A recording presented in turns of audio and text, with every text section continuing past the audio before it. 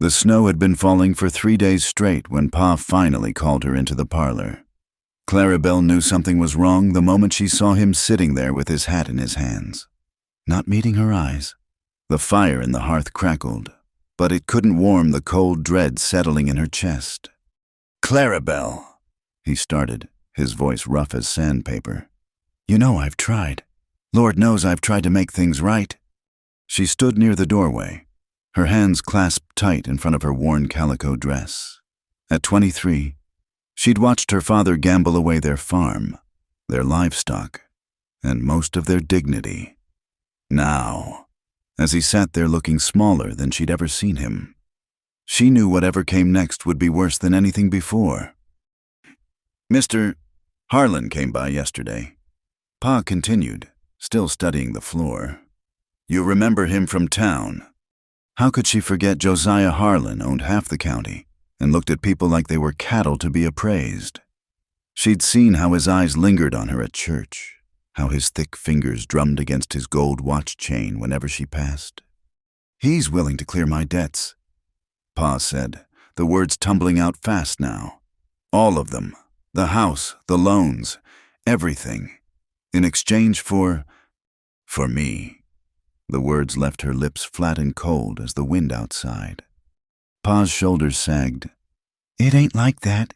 He says he'll provide for you, give you a good home, better than what I can offer now." Clarabelle felt her knees wanting to buckle, but she held herself straight. "You're selling me like a prize heifer." "It's not selling." Pa's voice cracked as he finally looked up, his eyes red-rimmed. It's giving you a chance at something better. Harlan's rich. You'll have dresses, a fine house. I'll have chains," she whispered. Just because they're made of silk doesn't make them less binding. But it was already decided. She could see it in the way Pa's hands shook, in the papers already sitting on the side table. Josiah Harlan had bought her father's debts, and with them, her future. The next morning came too soon. Clarabelle had barely slept, spending the night sitting by her window watching the snow erase all traces of the world she knew. She'd packed her few belongings, 2 dresses, her mother's Bible, a small sewing kit into a carpet bag. Everything else belonged to the house that was no longer theirs. Harlan arrived with the dawn, his black carriage looking like a hearse against the white landscape. He was a man of 50-odd years, with silver threading through his beard and cold gray eyes that reminded her of river stones. He wore a fur-lined coat that probably cost more than her father had lost in a year of gambling. "Miss Clarabelle," he said, tipping his hat. His smile didn't reach his eyes. "You look lovely this morning." She didn't answer, just pulled her thin shawl tighter around her shoulders. Pa stood on the porch, unable to watch as Harlan's driver loaded her carpet bag. "The journey to my estate will take most of the day," Harlan continued, as if they were discussing a pleasure trip. "I've arranged for us to stop at Mason's trading post to refresh ourselves and pick up some proper attire for you." Proper attire, as if new clothes could dress up what this really was. "Clarabelle," Pa called out, stepping forward, but whatever words he meant to say died in his throat when she turned to look at him. She didn't cry, didn't plead. She just looked at him with eyes that had aged 10 years overnight. "Take care of yourself, Pa," she said quietly. "Try not to gamble away anything else." Then she climbed into the carriage, settling onto the velvet seats that smelled of tobacco and pomade. Harlan followed, sitting across from her with a satisfied expression. As the carriage lurched into motion, Clarabelle watched her childhood home grow smaller through the frosted window. The barn where she'd helped birth calves, the garden where her mother had taught her to grow herbs, the oak tree she'd climbed as a girl, all of it fading into the white distance. "You'll find I'm a generous man," Harlan said, breaking the silence. "As long as you're agreeable." She kept her eyes on the window. "And if I'm not?" His silence was answer enough. They traveled for hours through the snow-heavy forest, the wheels crunching over frozen ruts. Harlan dozed, occasionally snoring, while Clarabelle remained rigid, her mind racing through impossible plans of escape. But where would she go? She had no money, no family who'd take her in, no skills beyond keeping house and mending clothes. As the sun reached its peak, struggling through the gray clouds, they arrived at Mason's trading post.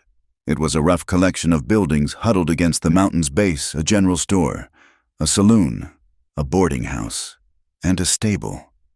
Men in worn coats and muddy boots trudged between the buildings, some leading pack mules, others carrying pelts. "We'll stop here briefly," Harlan announced, stretching as the carriage halted. "I have business with Mason, and you can select some appropriate clothing from his store." He helped her down, his grip on her elbow possessive. The cold bit through her shawl immediately, and she saw several men pause in their activities to stare. A woman being escorted by Josiah Harlan was news in a place like this. Inside the trading post, the warmth from a pot-bellied stove was welcome, but the atmosphere was thick with smoke and the smell of wet wool. Harlan steered her toward the back where bolts of fabric and ready-made dresses hung on hooks. "Choose whatever you like," he said magnanimously. "Something befitting your new position." Your new position. The words made her stomach turn. While Harlan conducted his business with the proprietor, Claribel fingered the fabrics without seeing them. Fine wool, imported cotton, even some silk, all of it might as well have been burlap for all she cared. She was examining a dark blue dress when she became aware of someone watching her. A man stood near the store's entrance, tall and lean with the weathered look of someone who spent more time under open sky than roof. His coat was plain but well-maintained, his boots worn but clean. Dark hair showed beneath his wide-brimmed hat, and his eyes, brown as autumn earth, held something she couldn't quite name. Not pity. Exactly. Something deeper.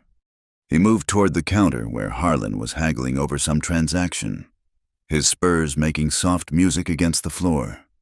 "Harlan," the stranger said, his voice low and steady. Josiah turned, his merchant smile faltering slightly. "Drenner, didn't expect to see you down from the hills." "Supply run." The man, Drenner, replied. His eyes flicked to Claribel, then back to Harlan. "This the girl?" "My private affairs are none of your concern," Harlan said stiffly. "Maybe not," Drenner agreed. "But I heard about the card game, heard about the debts, heard about the trade." The temperature in the room seemed to drop. Harlan's face reddened. "Business between gentlemen. Nothing more." "Gentlemen," Drenner repeated, as if tasting the word. "That what we're calling it?" Claribel found herself holding her breath. This stranger spoke to Harlan like an equal, maybe even a superior. Despite Harlan's obvious wealth, there was something dangerous in his quiet stance, like a wolf that didn't need to bare its teeth.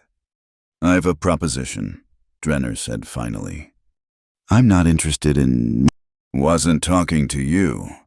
Drenner looked directly at Claribel for the first time. "Ma'am, what would you say to a different arrangement?" Harlan stepped between them. "Now see here, Drenner, the girl's father and I have a legal agreement. She's standing right there," Drenner interrupted. "Figured she might want a say in her own future." "The law." "The law says a lot of things, also says a debt can be transferred." Drenner reached into his coat and withdrew a leather pouch. It hit the counter with a heavy thud. "That ought to cover what her father owes you, plus interest." The room went silent except for the crackle of the stove. Harlan stared at the pouch, his jaw working. Claribel felt her heart hammering against her ribs. "You can't be serious," Harlan said finally. "Count it if you like." Drenner's tone remained conversational, but his hand rested casually near his hip, where the handle of a Colt peeked from beneath his coat. "Mason here can witness the transaction." Mason, the proprietor, suddenly found his ledger very interesting. Harlan's face cycled through several shades of red. "And what do you intend with her?" "That's between the lady and me," Drenner replied.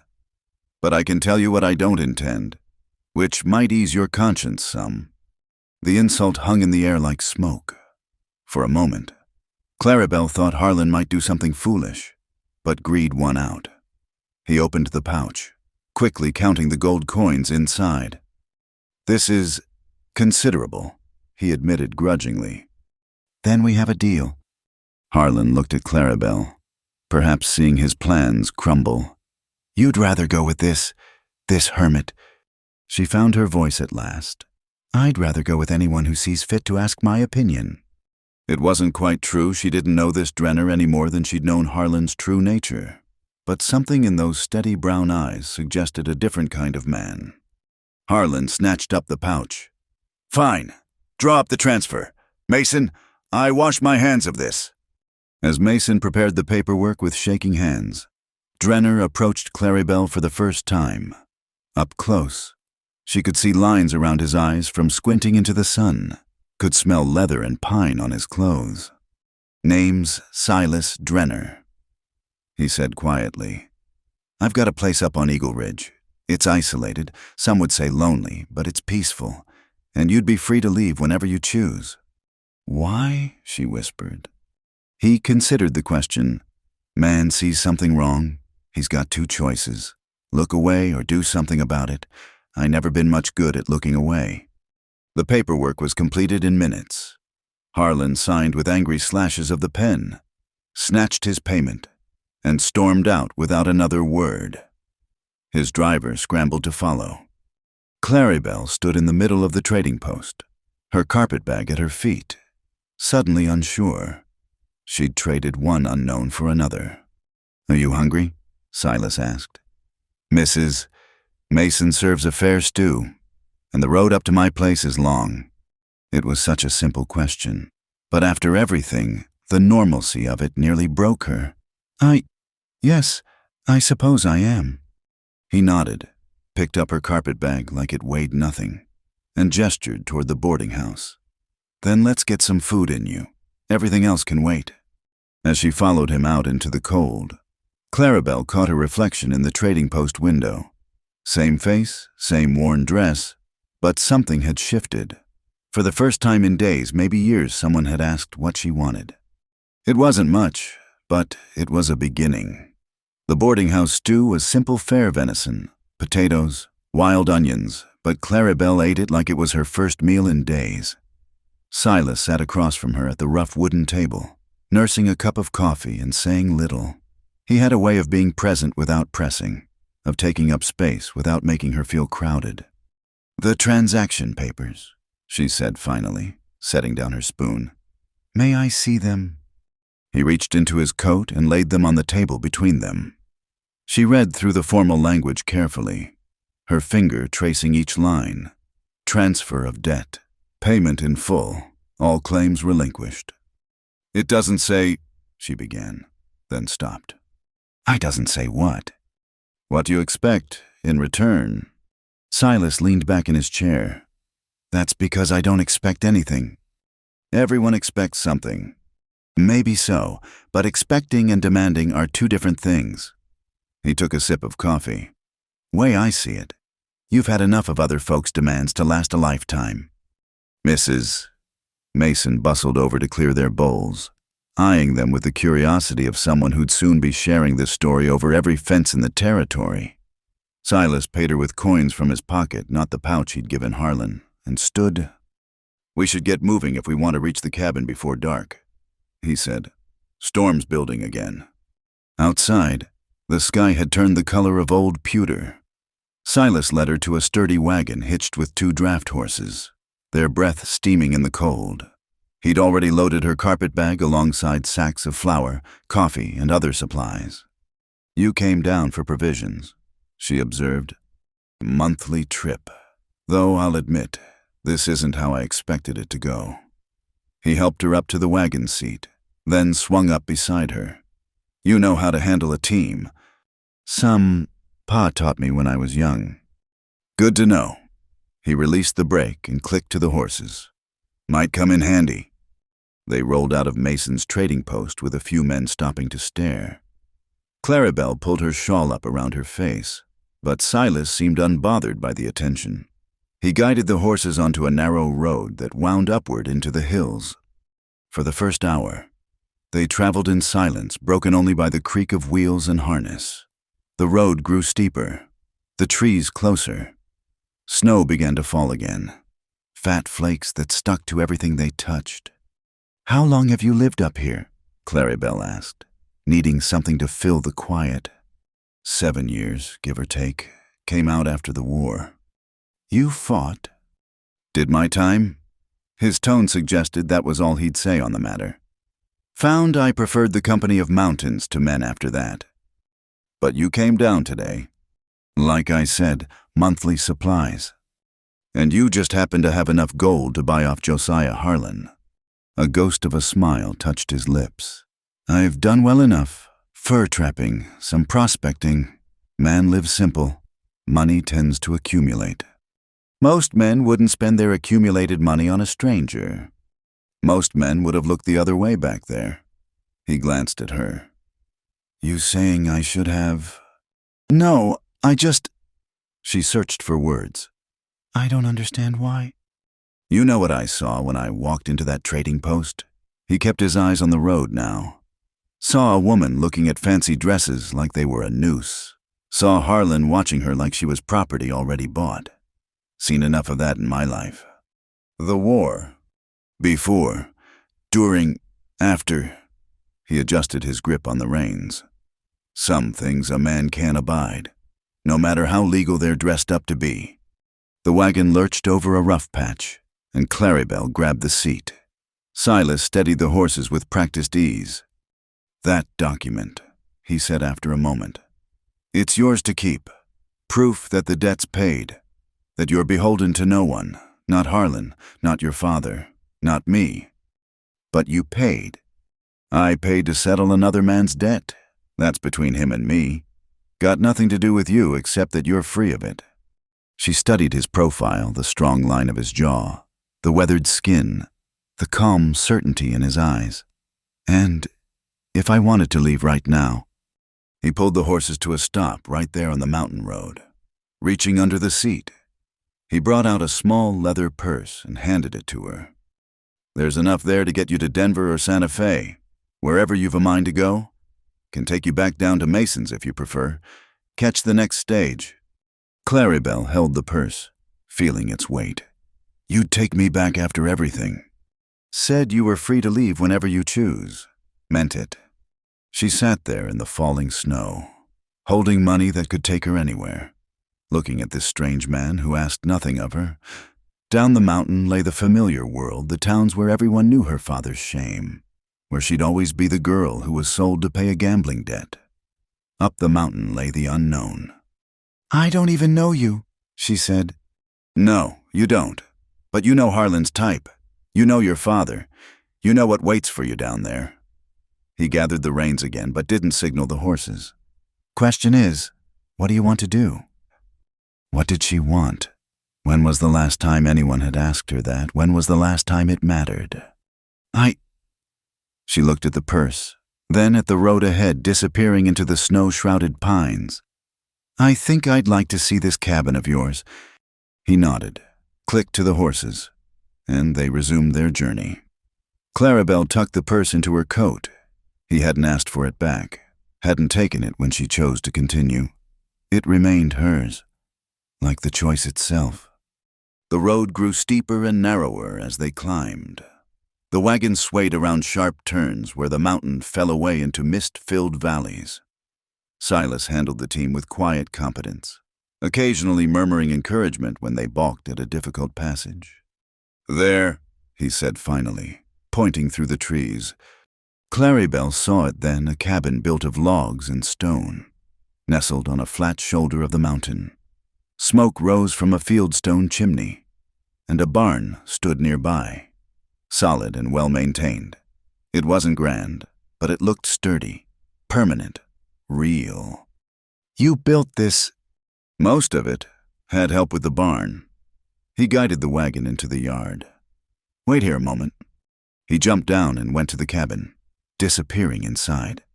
Claribel heard him moving around, then saw lamplight bloom in the windows. When he returned, He helped her down from the wagon. "Let's get you inside where it's warm. I'll tend the horses after." The cabin door opened into a main room with that blessed fireplace, already crackling with fresh wood.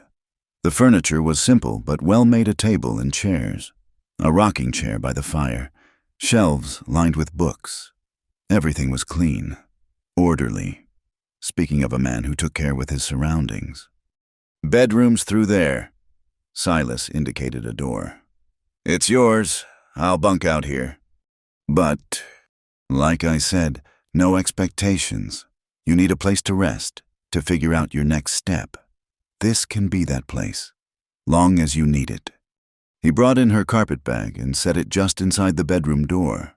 The room held a proper bed with a quilt, a washstand, a small wardrobe. A window looked out toward the distant peaks. "I'll see to the horses and supplies," he said. "There's water heating on the stove if you want to wash up. Coffee, too, if you're partial to it." Then he was gone, leaving her standing in the middle of this strange new space. Clarabelle moved slowly, touching things: the smooth wood of the table, the books on their shelves, the stones of the fireplace.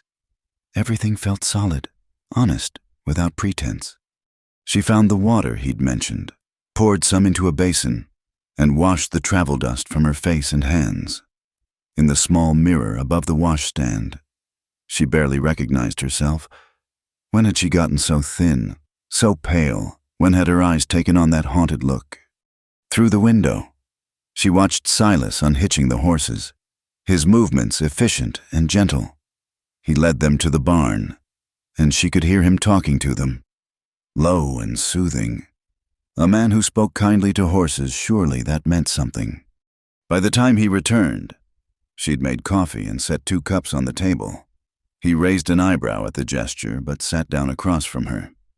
"Thank you," she said, "for the coffee, the room, for—" She gestured helplessly.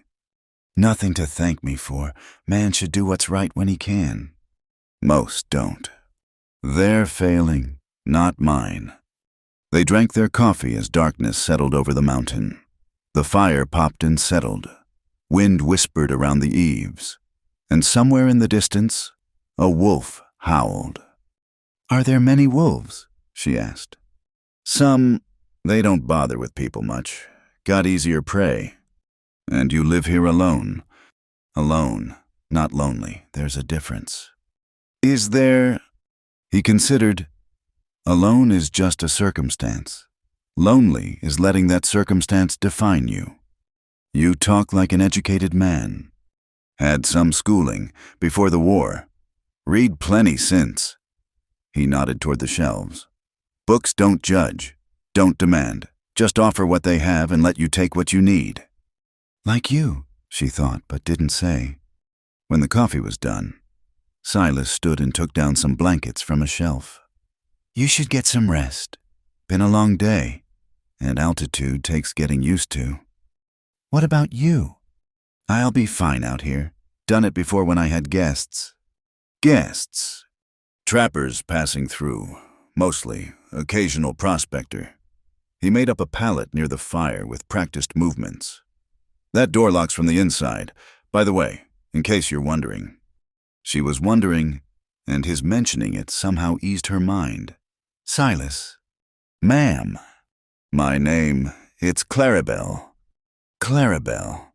He tested the word like he was learning a new language. "That's a right pretty name." She retreated to the bedroom, turning the lock as he'd mentioned. The click of it was solid, definite. She sat on the bed, a real bed with a real mattress, not straw ticking, and finally let the day catch up with her. This morning she'd awakened as property, goods to be transferred from one man to another. Tonight she sat in a locked room with money in her pocket and the freedom to leave whenever she chose. The reversal was so complete, so unexpected. She didn't know whether to laugh or cry. Through the door, she heard Silas moving quietly, banking the fire, settling onto his makeshift bed. No demands, no threats, no suggestions about gratitude or payment. Just a man who'd seen something wrong and decided to make it right. For the first time in longer than she could remember. Claribel felt something that might have been hope. The first morning in the cabin, Claribel woke to silence so complete it felt like a presence. No roosters, no creaking wagons, no voices carrying from neighboring houses. Just the whisper of snow against the window and the distant crack of ice on tree branches. She lay still, listening for movement from the main room. When none came, she dressed quietly and unlocked the door with careful fingers. The main room was empty. The fire burned down to coals. Silas's blankets were folded neat on a chair, like he'd never slept there at all. Through the window, she saw him by the barn, splitting wood with steady, rhythmic swings. Each strike rang clear in the mountain air. She watched for a moment the arc of the axe, the clean split of pine, the way he worked without hurry or waste motion. The kitchen area was simple but well stocked. She found coffee, beans soaking in a pot, flour, salt pork, without thinking much about it. She built up the fire and started coffee brewing.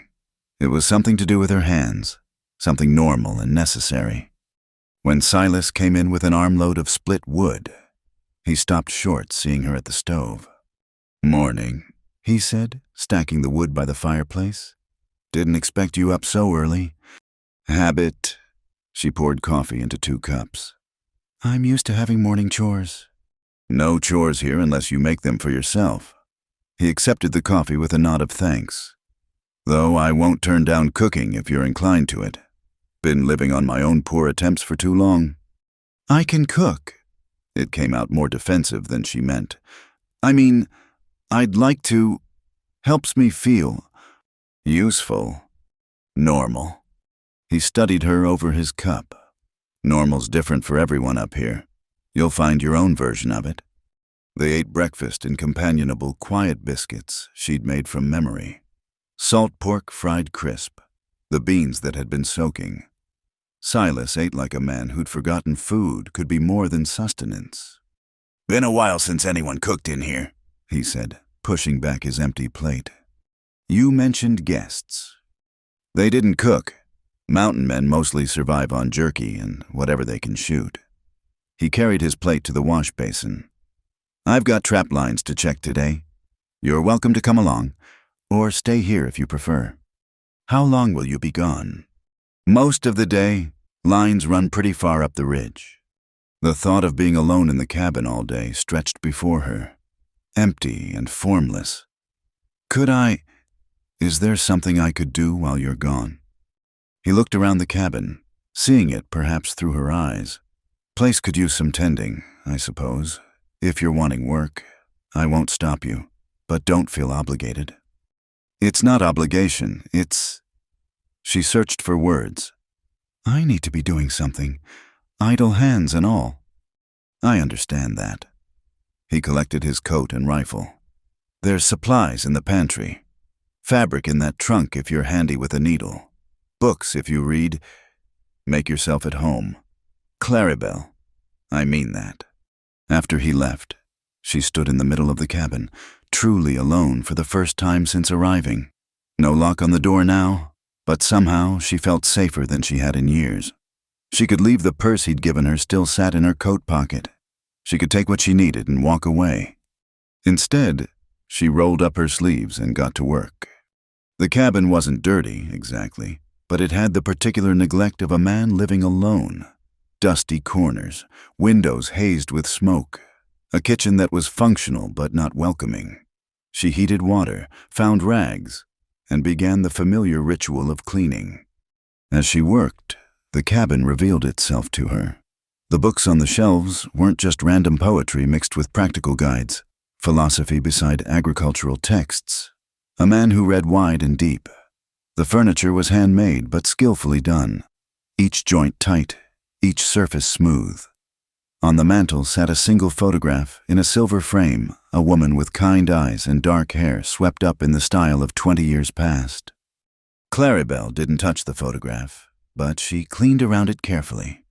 By midday, the windows sparkled and the floor showed the wood's true honey color. She'd found the trunk Silas mentioned, full of fabric, good wool, sturdy cotton, even some flannel. Her fingers itched for needle and thread.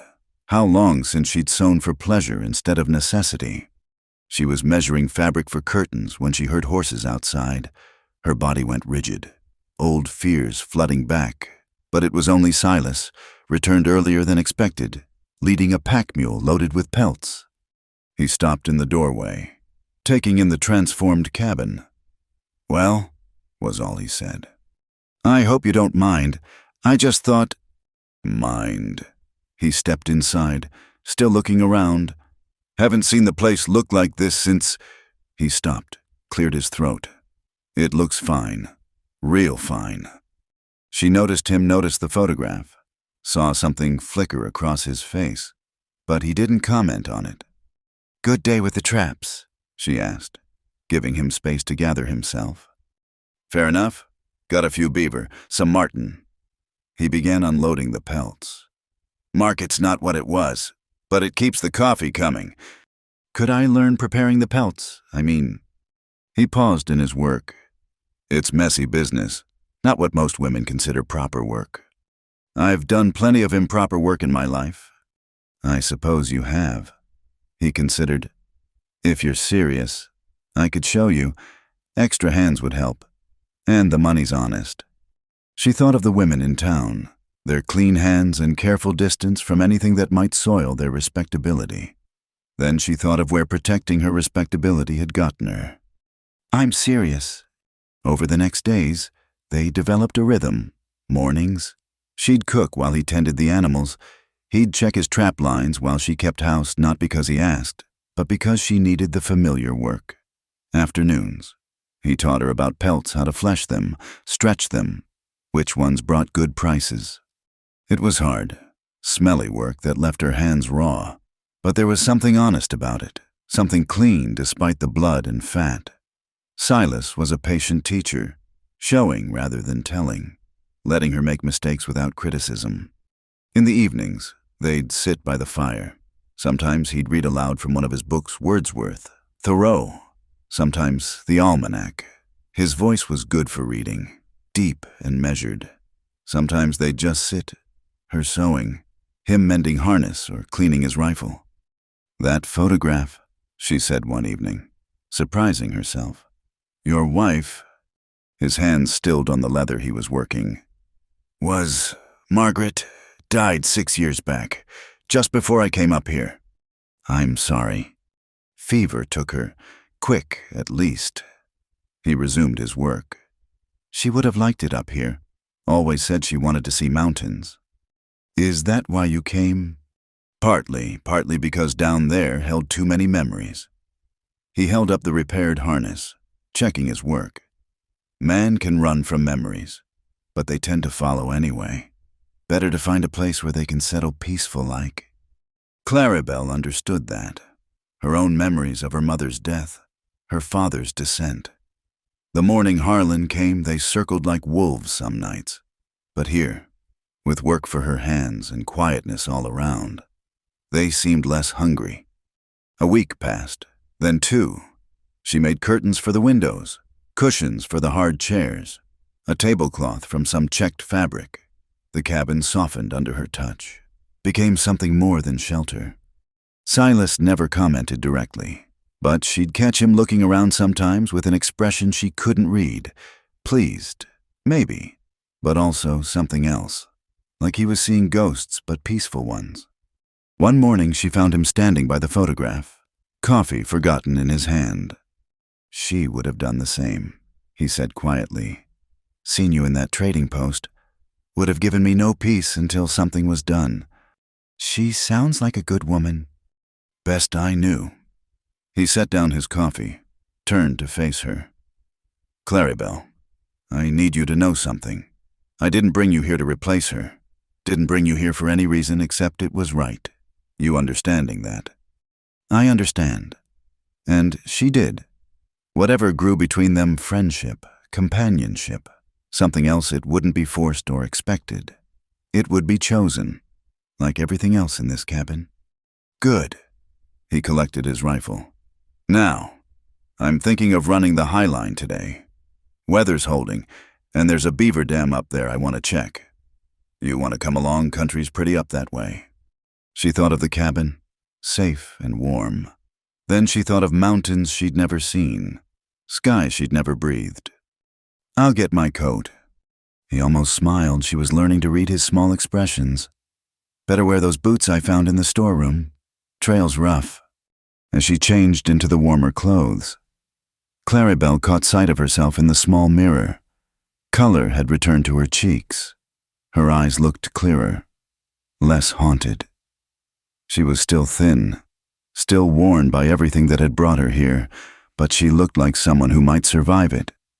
Outside, Silas had saddled 2 horses, his steady bay, and a gentle mare he'd brought up the week before for packing. But the mare wore a regular saddle, not pack gear. Figured you might want your own mount, he said, not quite meeting her eyes. Name's Buttercup. Previous owner's choice, not mine. Claribel ran her hand along the mare's neck, feeling the warm life under winter coat. She's perfect. Can you ride? It's been years. Like most things, comes back when you need it. He helped her mount, adjusting the stirrups with practiced hands. When he swung up on his own horse, they sat there a moment. 2 people on the edge of wilderness. Ready? He asked. She gathered the reins, feeling the mare respond to the slightest pressure. Above them, the peak stood sharp against a blue sky. The trail wound upward, disappearing into stands of pine and aspen. I'm ready. They rode out together into the morning, into the mountains, into whatever came next. Behind them, smoke rose from the cabin chimney, promise of a warm hearth waiting. But for now, there was only the trail, the horses, and the vast silence that was somehow fuller than any words. The cabin would be there when they returned, and for the first time in her life. Claribel knew she would return, not because she had to, but because she chose to. That made all the difference. The needle moved through fabric with a whisper, each stitch small and precise. Claribel held the shirt up to catch the fading afternoon light from the window, examining her work. The tear along the shoulder, earned when Silas had freed a young elk from a tangle of old fencing, was nearly invisible now. You sure you haven't been tailoring all your life? Silas asked from where he sat oiling his rifle. Just mending what needed mending. She folded the shirt and set it aside. Reaching for the next item in her basket, one of his wool socks with a hole worn clear through the heel. Though I did help Mother take in sewing sometimes, when the farm wasn't producing enough. It had been 3 weeks since she'd arrived at the cabin, and she'd found her rhythm. Mornings were for cooking and cleaning.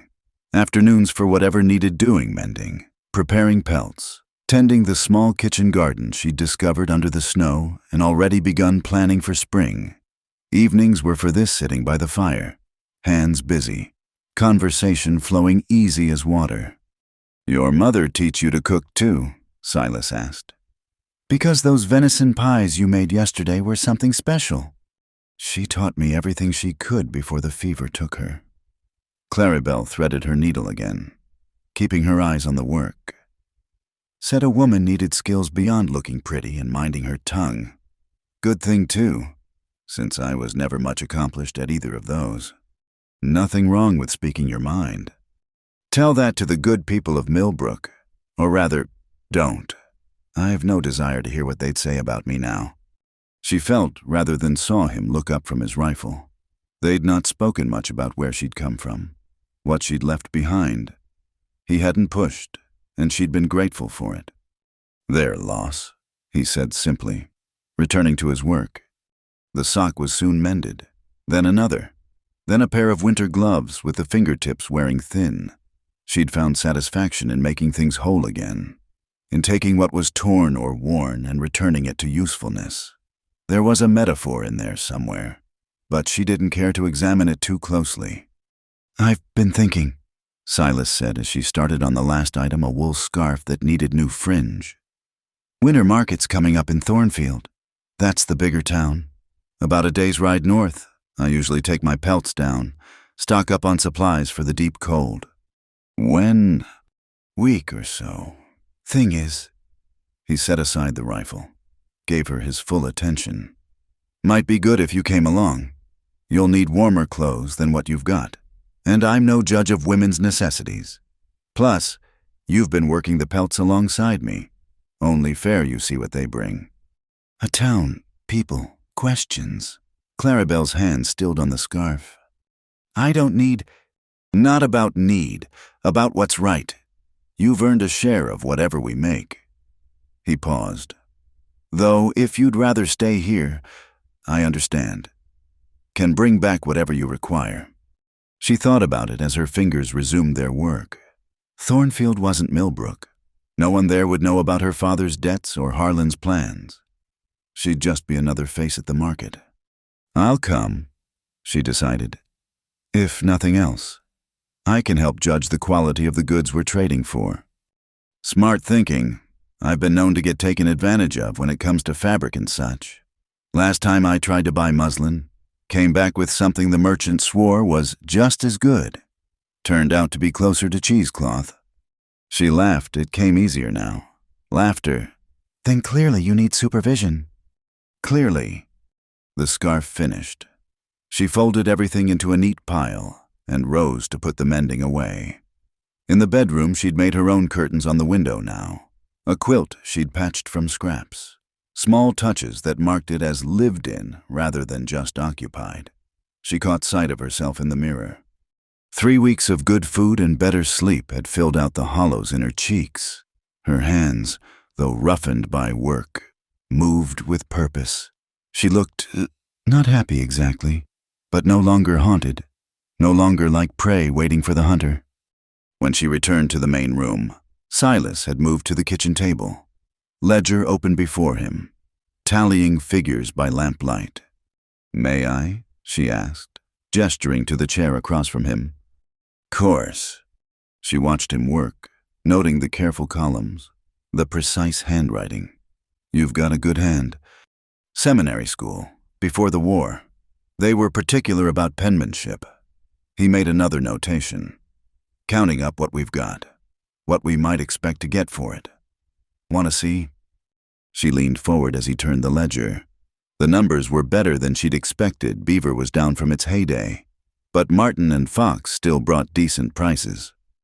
This is just from your trap lines. Our trap lines. You've been working them too. He pointed to one column. Figure this as your share. Should be enough for whatever clothes you need, plus some left over. That's too much. I'm still learning. You do half the work, you get half the profit. That's mathematics, not charity. She studied the numbers again. It was more money than she'd ever had that was truly hers. Not her father's, not promised to someone else. Hers. Thank you, she said softly. Nothing to thank, just fair dealing. They went over the list of supplies needed. Clarabelle adding items he'd never think of: proper soap, thread in colors besides black and white, spices to make the winter meals more varied. He wrote each down without question. There's something else, he said when they'd finished. Thornfield's got a justice of the peace, man named Reverend Carr. He's got copies of territorial records. Can verify that document I gave you about the debt being paid. You think Harlan might... I think men like Harlan don't give up easy when they feel they've been cheated. Having proper documentation might save trouble down the road. The thought of Harlan made her stomach clench. But Silas was right. Better to have proof than hope she'd never need it. That night, she lay in bed listening to the wind and thinking about the market, about the money that would be hers, about choices she could make. The purse Silas had given her that first day still sat in her drawer, untouched. She hadn't needed it. He'd provided food, shelter, even the fabric for her sewing. But knowing it was there, that she could leave whenever she chose, made staying feel like freedom. The next days passed in preparation. Pelts were bundled and labeled. The wagon checked and repaired where winter had been hard on it.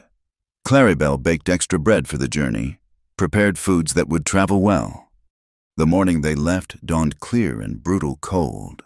She wore every layer she owned, plus a heavy cloak Silas had found in storage. Margaret's. He'd said simply, she'd want it used. The ride down was different from the ride up. Then she'd been numb, frightened, unsure of everything. Now she pointed out a hawk circling overhead, asked about the different tracks crossing their path, felt the beauty of the snow-heavy pines instead of just the cold. "You're taking to this life," Silas observed as they stopped to rest the horses. "It suits me." She pulled the cloak tighter. "Or maybe I suit it. Hard to say which." "Both, maybe." They made good time, reaching Thornfield just as the sun was setting. The town was bigger than Millbrook 2 hotels, multiple merchants, even a small theater. Wagons lined the streets.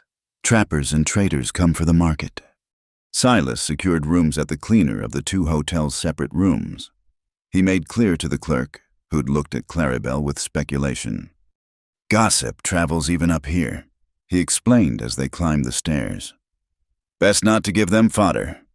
Her room was small but clean, with a real bathtub behind a screen. The luxury of it, hot water brought up by hotel staff.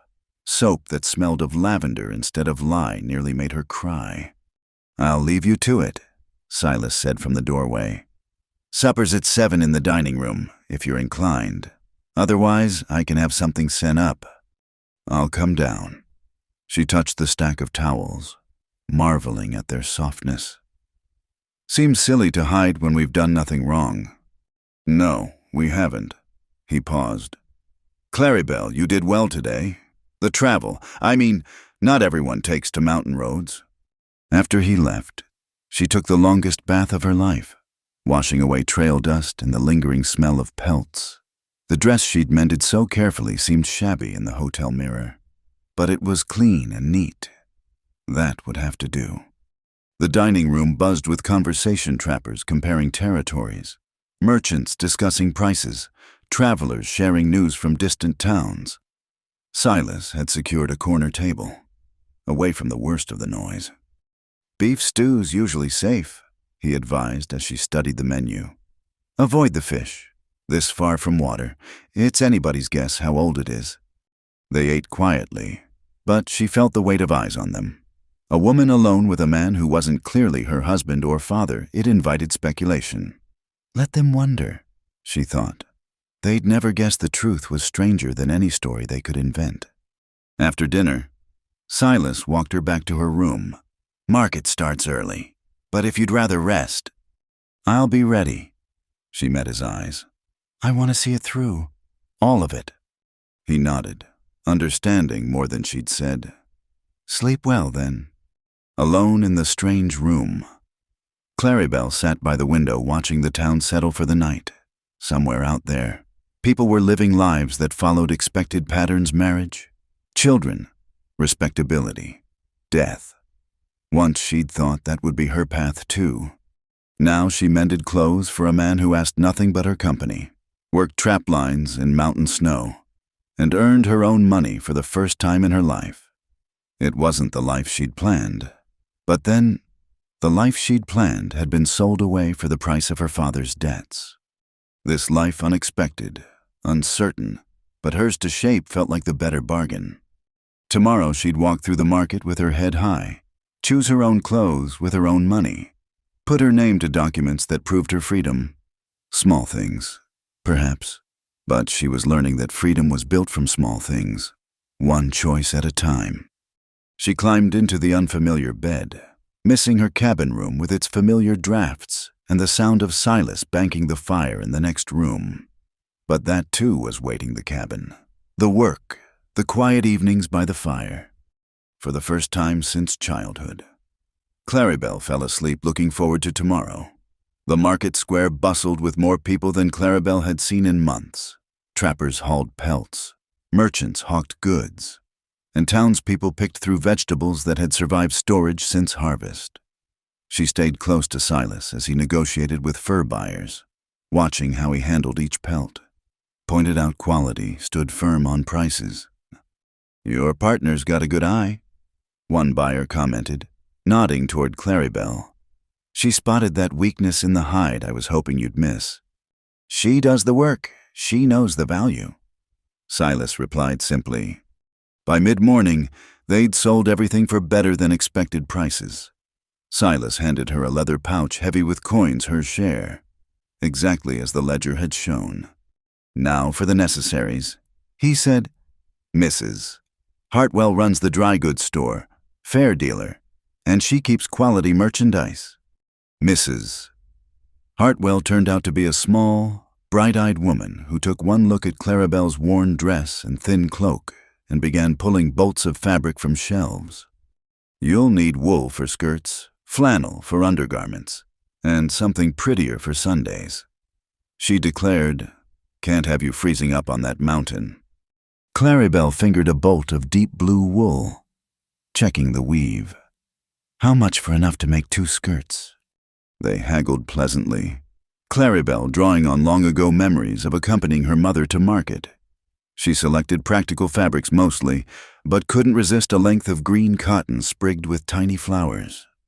"For spring," she explained to Silas, who waited patiently in a chair by the stove. "Spring comes late to the mountains, but it's worth waiting for," Mrs. Hartwell said, cutting the fabric. "You're the young woman staying up at the Drenner place." Clarabelle's hand stilled on her purse.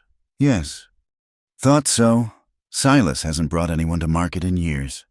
The woman's eyes were knowing, but not unkind. "Good to see him with company. Man shouldn't live alone like that, no matter what drove him to it." While Mrs.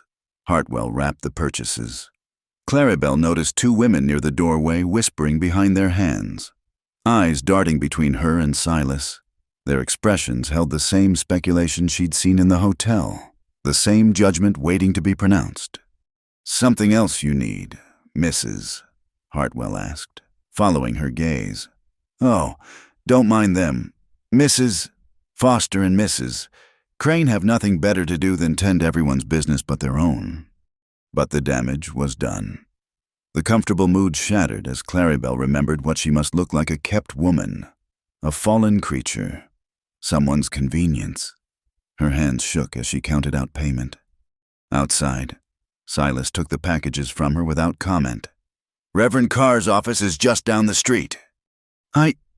She stopped, trying to gather words that wouldn't sound like accusation. "People are talking." "Let them. It doesn't bother you what they're thinking." He stopped walking, turned to face her fully. "I know what's true. You know what's true. Their thinking doesn't change that." "But your reputation." "My reputation's my concern, just like yours is yours." His voice gentled. "Clarabelle, you want to leave, say the word.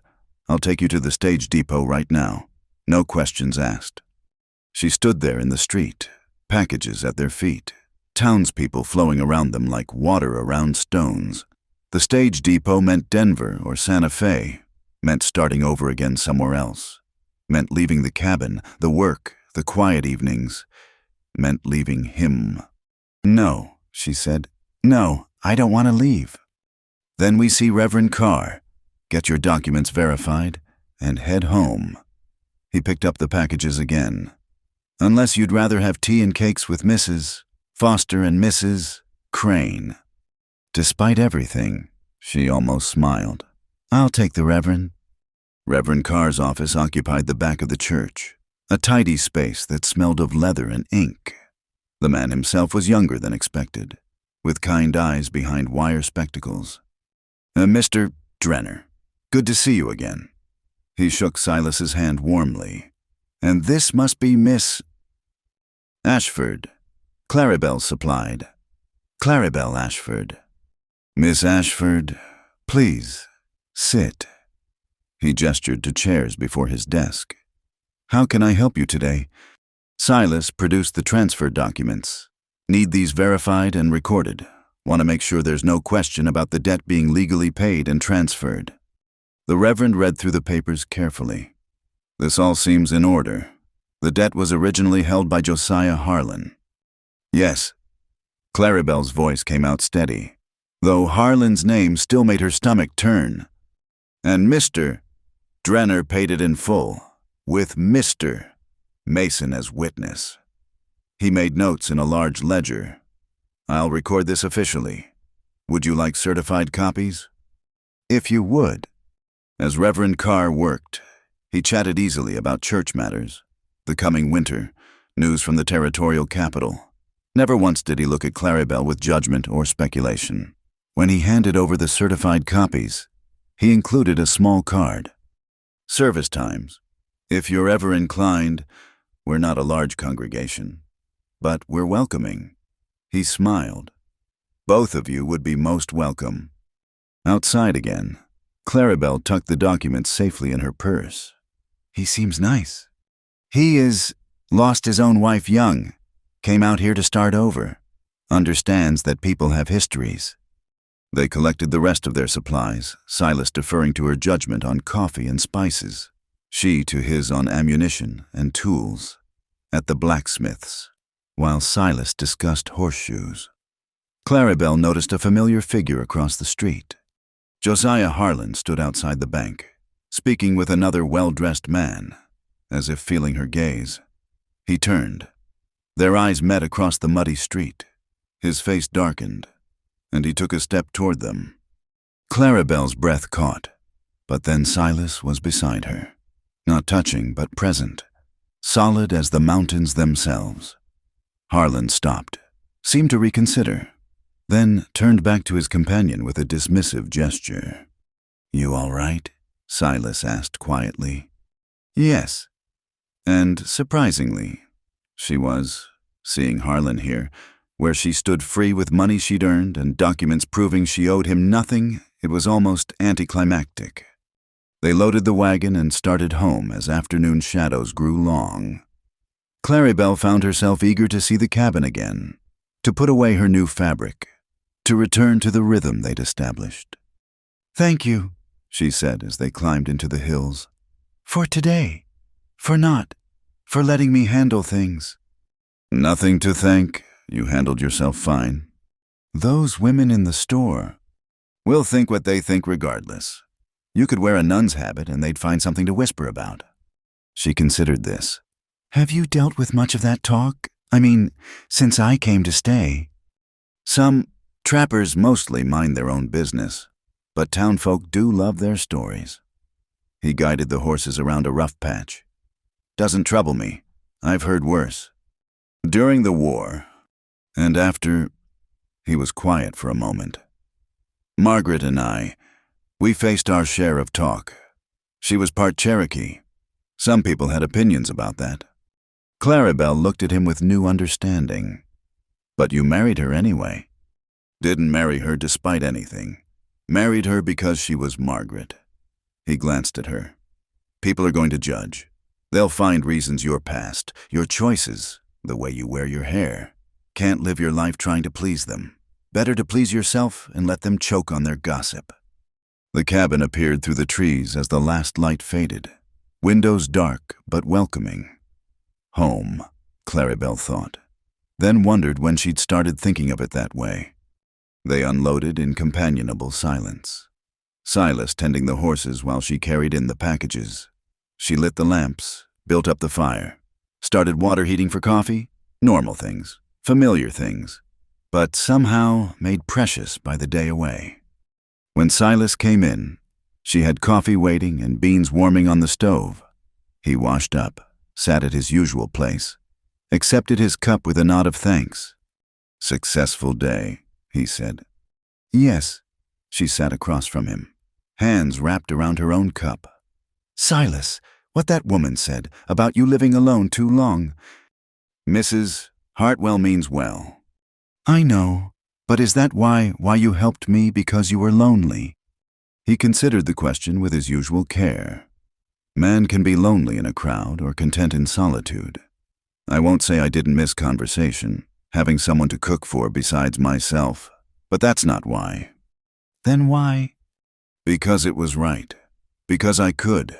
Because maybe I needed reminding that I could still do something decent in this world. He met her eyes. Not everything has complicated reasons. Sometimes a thing is just what it is. She thought about that as they ate their simple meal, as they settled into their evening routine. Maybe he was right. Maybe looking for hidden motives and secret expectations was just another cage, one she'd built herself. Later, as she worked on cutting out pattern pieces from her new fabric. Silas read aloud from Thoreau. His voice rolled over the familiar words about simplicity, about deliberate living, about sucking the marrow from life. I went to the woods because I wished to live deliberately, he read.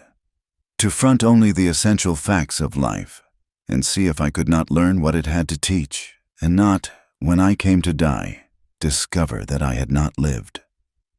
Claribel's scissors paused in their cutting. Is that why you came here to the mountains? Part of it also came because the woods don't ask questions, don't demand explanations. He marked his place in the book. What about you? Not why you came. You didn't have much choice in that. But why you stayed. She thought about it, resuming her cutting.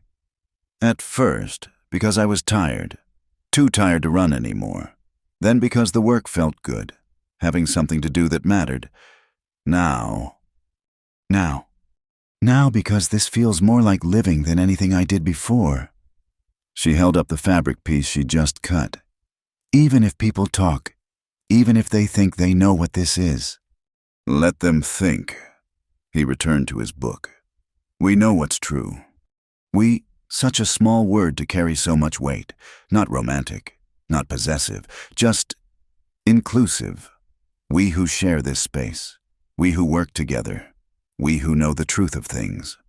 Outside, snow began to fall again, soft and steady. Inside, the fire crackled. The lamplight pooled golden on their work, and the silence wrapped around them like a comfortable blanket. Tomorrow there would be chores, trap lines to check, meals to cook, life to be lived deliberately. But tonight, in this moment, Claribel felt the solid ground of her new life beneath her feet. She'd been seen in town, whispered about, speculated over, and she'd survived it. More than survived, she'd stood her ground, made her choices, claimed her place. The girl who'd been sold for her father's debts was gone. In her place sat a woman who earned her own money, spoke her own mind, and stayed where she was by choice rather than circumstance. It wasn't the life anyone would have expected for her. But then, she was learning that the unexpected life might just be the one worth living. Sunday morning dawned clear and bright, the kind of winter day that made the snow sparkle like scattered diamonds. Claribel stood at the window, watching the sun paint the mountains gold. When Silas emerged from his room, already dressed in his best clothes, a clean white shirt, dark wool trousers, boots polished to a shine. Going somewhere? She asked, though she suspected the answer. Thought I might attend service in town. Been a while.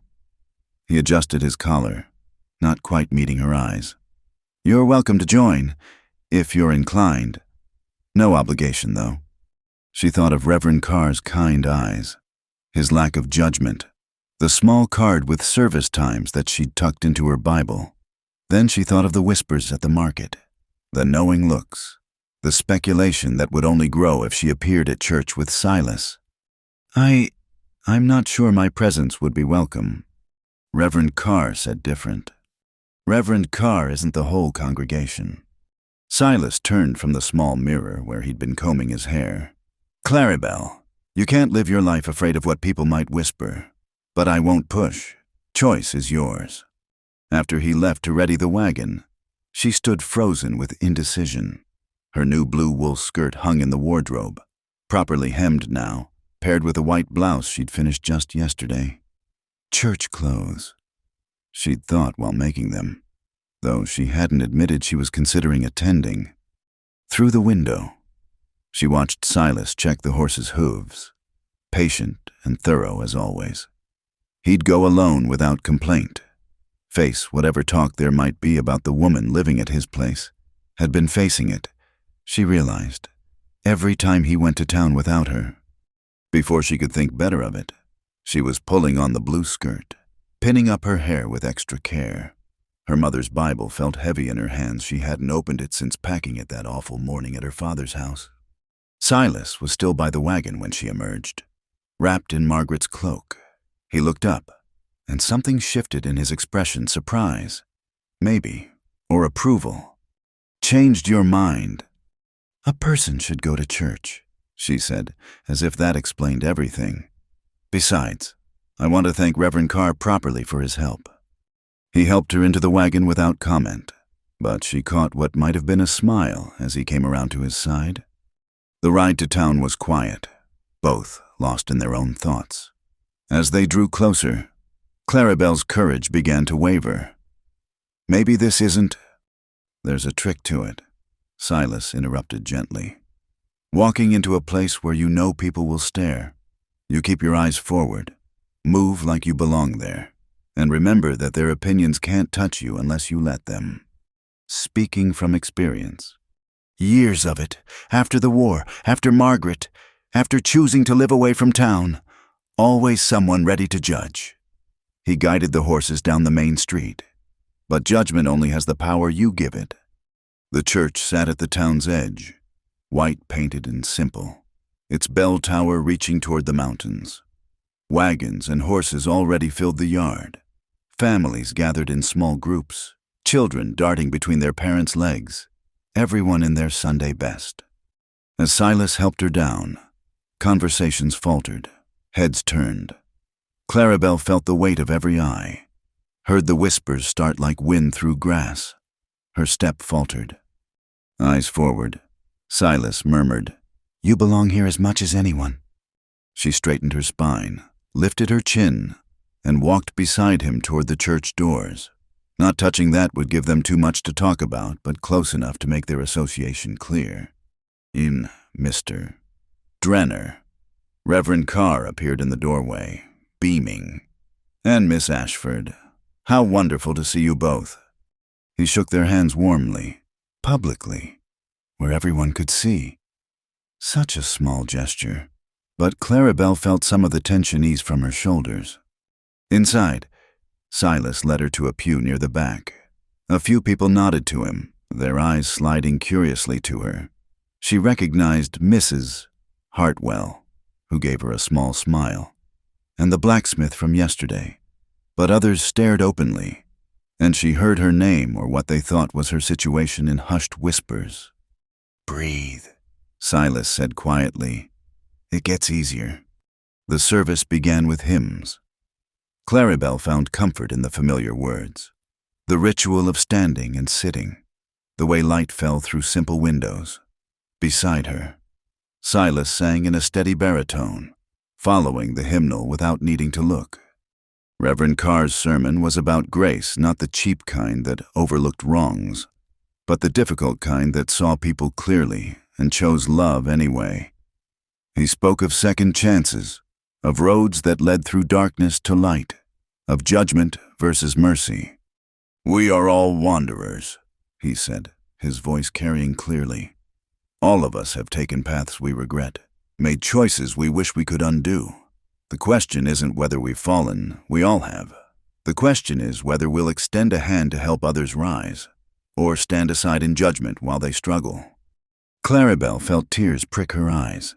Beside her, Silas sat very still, his hands clasped loosely in his lap.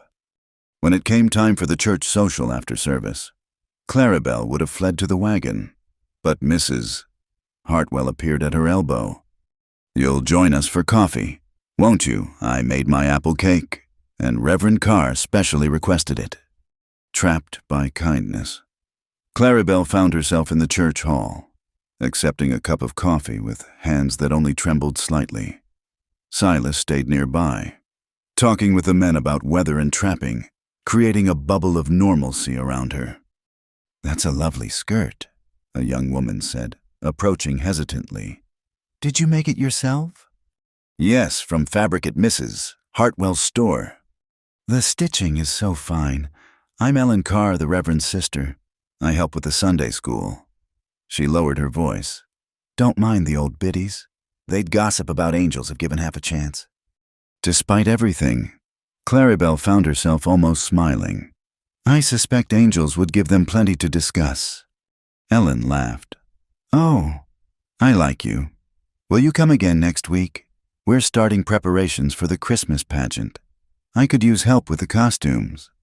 I don't know." "Well, think about it. The children are terrors, but sweet ones. Ellen squeezed her arm gently. And it would be nice to have another woman near my age around. Before Clarabelle could respond, a commotion near the door drew attention. Josiah Harlan had entered, dressed in expensive black, his presence seeming to suck the warmth from the room. His eyes found Clarabelle immediately. This time, he didn't stop at a look. He crossed the room with heavy steps, people parting before him. "Miss Ashford." He said her name like it tasted bad. "I'm surprised to see you here." "Mr. Harlan," she was proud of how steady her voice came out. "I trust you're, well," his eyes flicked to Silas, who had turned from his conversation. "Finding mountain life to your liking." "Very much so." "How fortunate, though I wonder if you're aware of the full price of your freedom." He leaned on the last word. "Your father, for instance, did you know he tried to borrow again last week? Of course, his credit is quite ruined now. No one will advance him so much as a penny." The words hit like physical blows.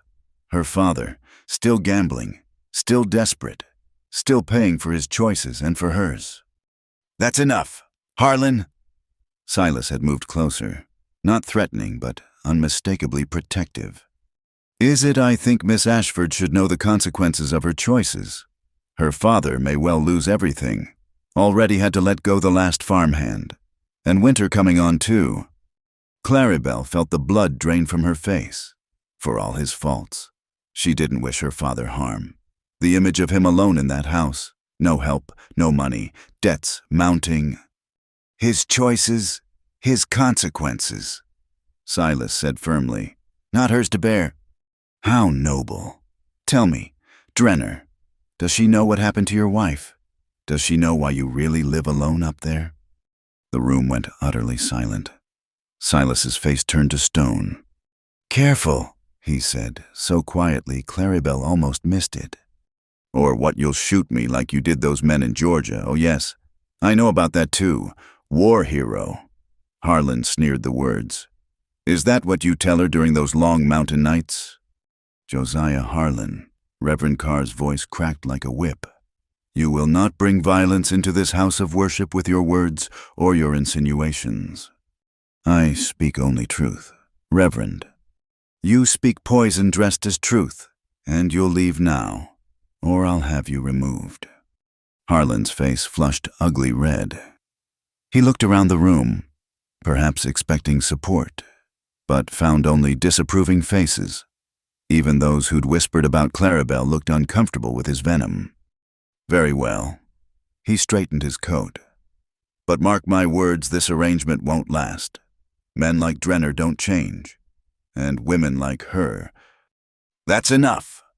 Silas stepped forward, and Harlan actually backed up. "You've said your piece. Now go." Harlan left, slamming the door behind him. In the silence that followed, Clarabelle became aware she was shaking. "I need some air," she whispered. She fled to the churchyard, gulping cold air like she'd been drowning. Behind her, she heard footsteps on the frozen ground. "I'm sorry," Silas said. "You shouldn't have had to hear that. Is it true about the war about Margaret?" He was quiet for so long she thought he wouldn't answer. "I did things in the war, things that needed doing but stain a man nonetheless. And Margaret, she died of fever, like I told you. But there are those who believe I could have done more. Gotten her to a doctor sooner. Maybe they're right." She turned to face him. "And my father?" "That's likely true. Harlan would make sure of it, out of spite." He met her eyes steadily. "You want to go back? Try to help him." Did she, the father who'd sold her for his debts, who'd chosen cards over family again and again, who was apparently still choosing them? "No," she said finally. "No, I don't. Is that terrible?" "That's survival. You can't save someone who won't save himself. People will talk more now, about you, about your past." "Let them." He looked back at the church. "Though I'm sorry you had to." "Don't." She surprised herself with the firmness. Don't apologize for him, or for them. You were right earlier, their judgment only has the power we give it. Something shifted in his expression. Still want to head home? Home. There it was again, that word that had snuck up on her. Yes, though. She looked back at the church. I told Ellen Carr I'd think about helping with the Christmas pageant. Did you now? Maybe I did. Would that bother you, me coming back here? Your choice to make, though I might tag along, if you don't mind. Been a while since I saw a Christmas pageant. They walked back to the wagon together, past the clusters of people who'd spilled out of the church hall. Some stared, some whispered, but a few misses. Hartwell, Ellen Carr. The blacksmith nodded or waved. As they pulled away, Clarabelle looked back at the church. It wasn't as bad as I feared, until Harlan. Rarely is. Fear makes mountains out of molehills more often than not.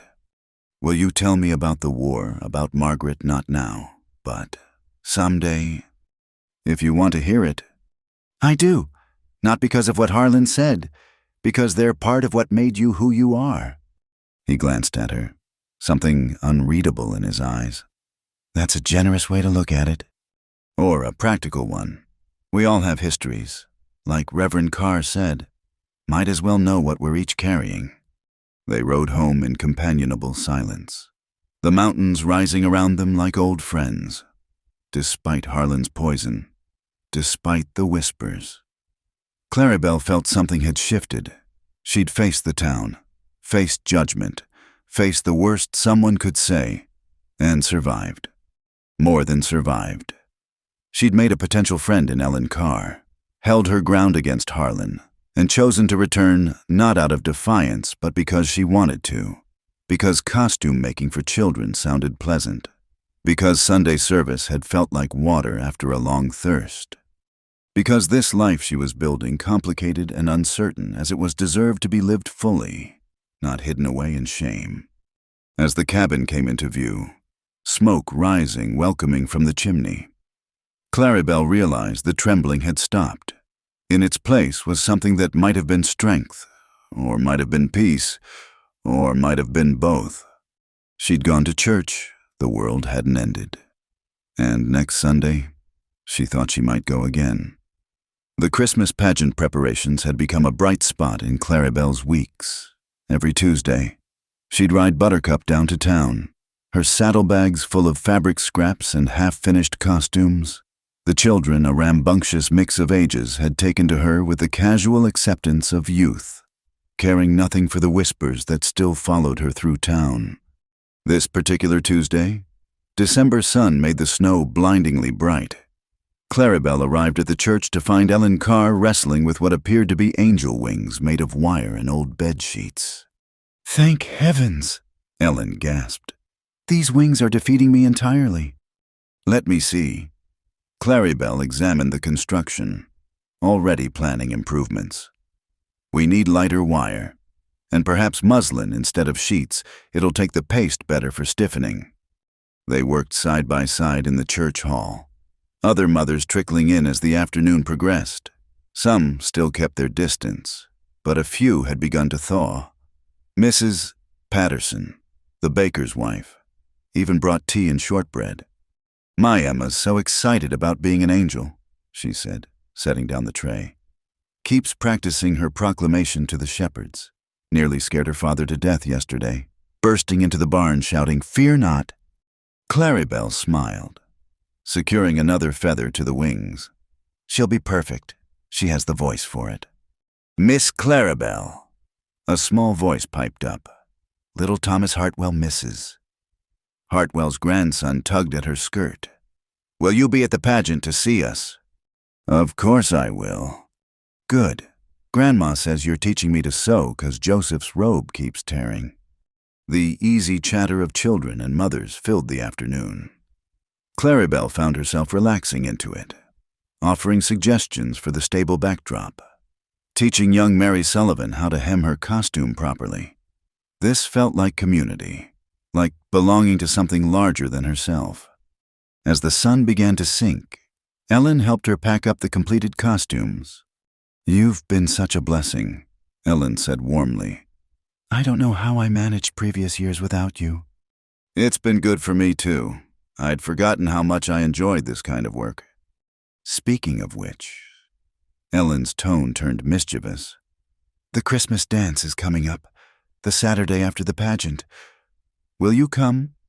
Claribel's hand stilled on the fabric she was folding. A dance. Nothing fancy. The church organizes it punch, cookies, fiddle music. Family affair, really, but it's tradition. Ellen's eyes sparkled. And I imagine a certain mountain man might clean up nicely for such an occasion. Heat crept up Claribel's neck. I don't know if Silas dances. Only one way to find out. The ride home took longer than usual. Claribel's mind turning over the invitation. A dance meant standing up together before the whole town, meant acknowledging whatever this was between them. Because something was developing in the comfortable silences, the shared meals, the way they moved around each other with increasing ease. She found Silas in the barn, mending harness by lamplight. He looked up as she entered, taking in her bright cheeks and the sparkle that came from an afternoon well spent. Good day with the children. Very good. Thomas Hartwell thinks I hung the moon because I fixed his costume. She perched on a barrel, watching his hands work the leather. Ellen Carr mentioned something. A Christmas dance, after the pageant. His hands paused almost imperceptibly. That's so. She thought we might attend, together. He resumed his work, but she saw the slight tension in his shoulders. You wanting to go? I think I might. It's been years since I danced. She picked at her skirt. Though I understand if you'd rather not, given everything. Everything being Harlan's poison or the town gossips. Everything being that showing up together at a dance makes a certain statement. He set down the harness, gave her his full attention. And what statement would that be? Her courage almost failed. But these weeks of freedom had taught her something about speaking plain. That this arrangement is more than just convenience. Is it? His voice was carefully neutral. More than convenience. She thought of all the ways to deflect, to retreat to safer ground. Instead, she met his eyes. For me, it has been for a while now. The silence stretched between them, full of possibility and risk. Then Silas stood, crossed to where she sat, and extended his hand. What are you doing? Seeing if I remember how to dance. Been some years. Here in the barn. Good a place as any to practice, unless you're worried about the horses gossiping. Despite everything, she laughed. Then she placed her hand in his and let him draw her to her feet. There was no music, just the sound of horses shifting in their stalls and wind against the barn walls. Silas placed one hand at her waist, proper distance maintained, and took her other hand in his. They moved slowly, finding their rhythm, her learning his lead and him remembering the steps. You do know how to dance, she said softly. Margaret insisted I learn. Said a man who couldn't dance was only half civilized. His thumb brushed against her palm, possibly by accident. Haven't had cause to since she passed. They swayed in the lamplight, and Claribel felt something shift between them.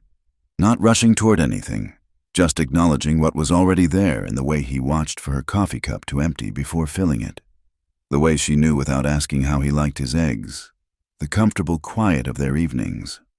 So, he said finally, this dance, you think we're ready for that much gossip? I faced Josiah Harlan in church. I think I can handle some whispers over punch and cookies. That you did. He turned her gently, bringing her back to face him.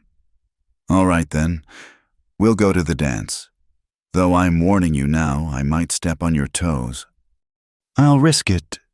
He released her then, stepping back to proper distance, but something warm remained in the space between them. That night, as Claribel worked on the last of the angel costumes, she found herself humming. Silas looked up from his book, happy about something. Just thinking about the pageant.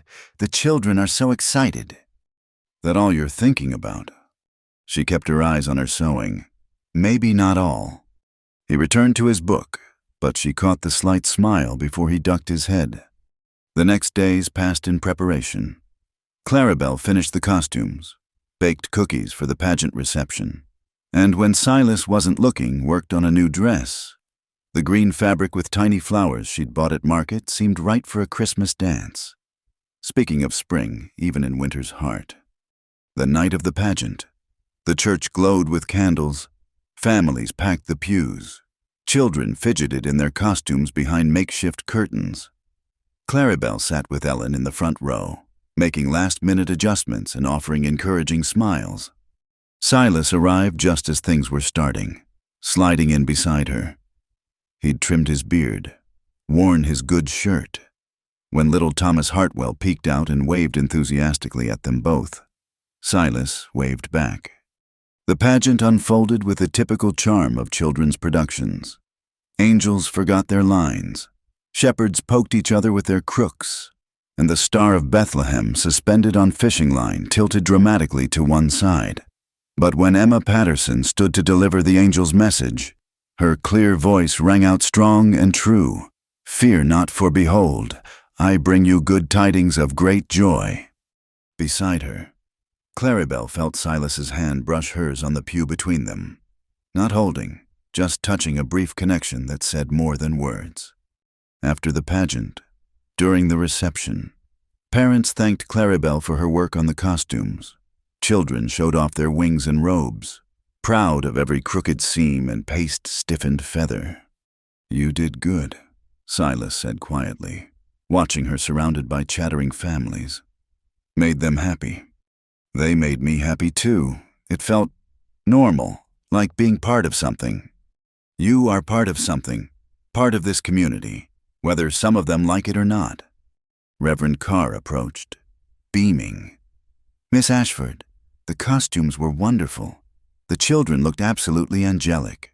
Well, as angelic as children can look." "Thank you. They were a joy to work with." "I hope we'll see you both at the dance on Saturday. Ellen's been baking for days." Clarabelle glanced at Silas, who nodded slightly. "We'll be there." As they prepared to leave, Mrs. Patterson pressed a wrapped loaf into Clarabelle's hands. "Fruit bread, for all your hard work." She lowered her voice. "And pay no mind to the old biddies.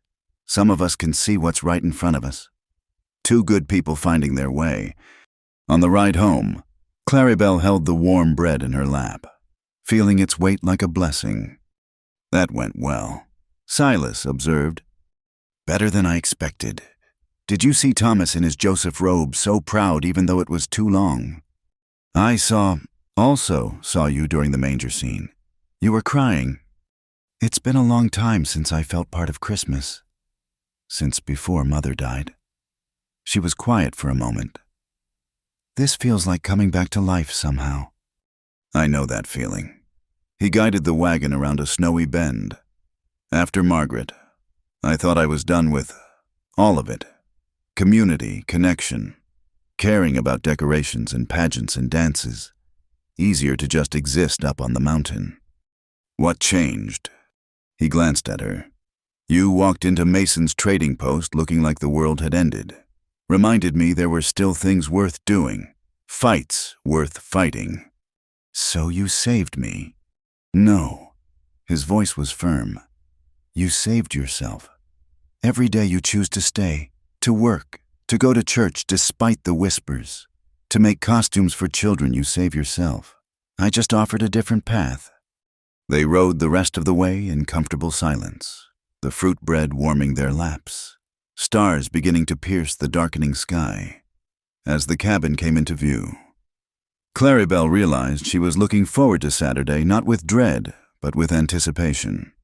She wanted to dance with Silas in front of the whole town, wanted to stand beside him and choose him as publicly as he'd chosen her that day at Mason's, wanted to stop hiding what was growing between them like it was shameful when it was actually the cleanest, truest thing in her life. "Silas," she said as he helped her down from the wagon. Thank you," for dancing with me in the barn, for agreeing to the dance, for all of it. He squeezed her hand briefly before releasing it. My pleasure, Claribel. All of it. Inside, as she hung her cloak and set the fruit bread on the table, she found herself humming again.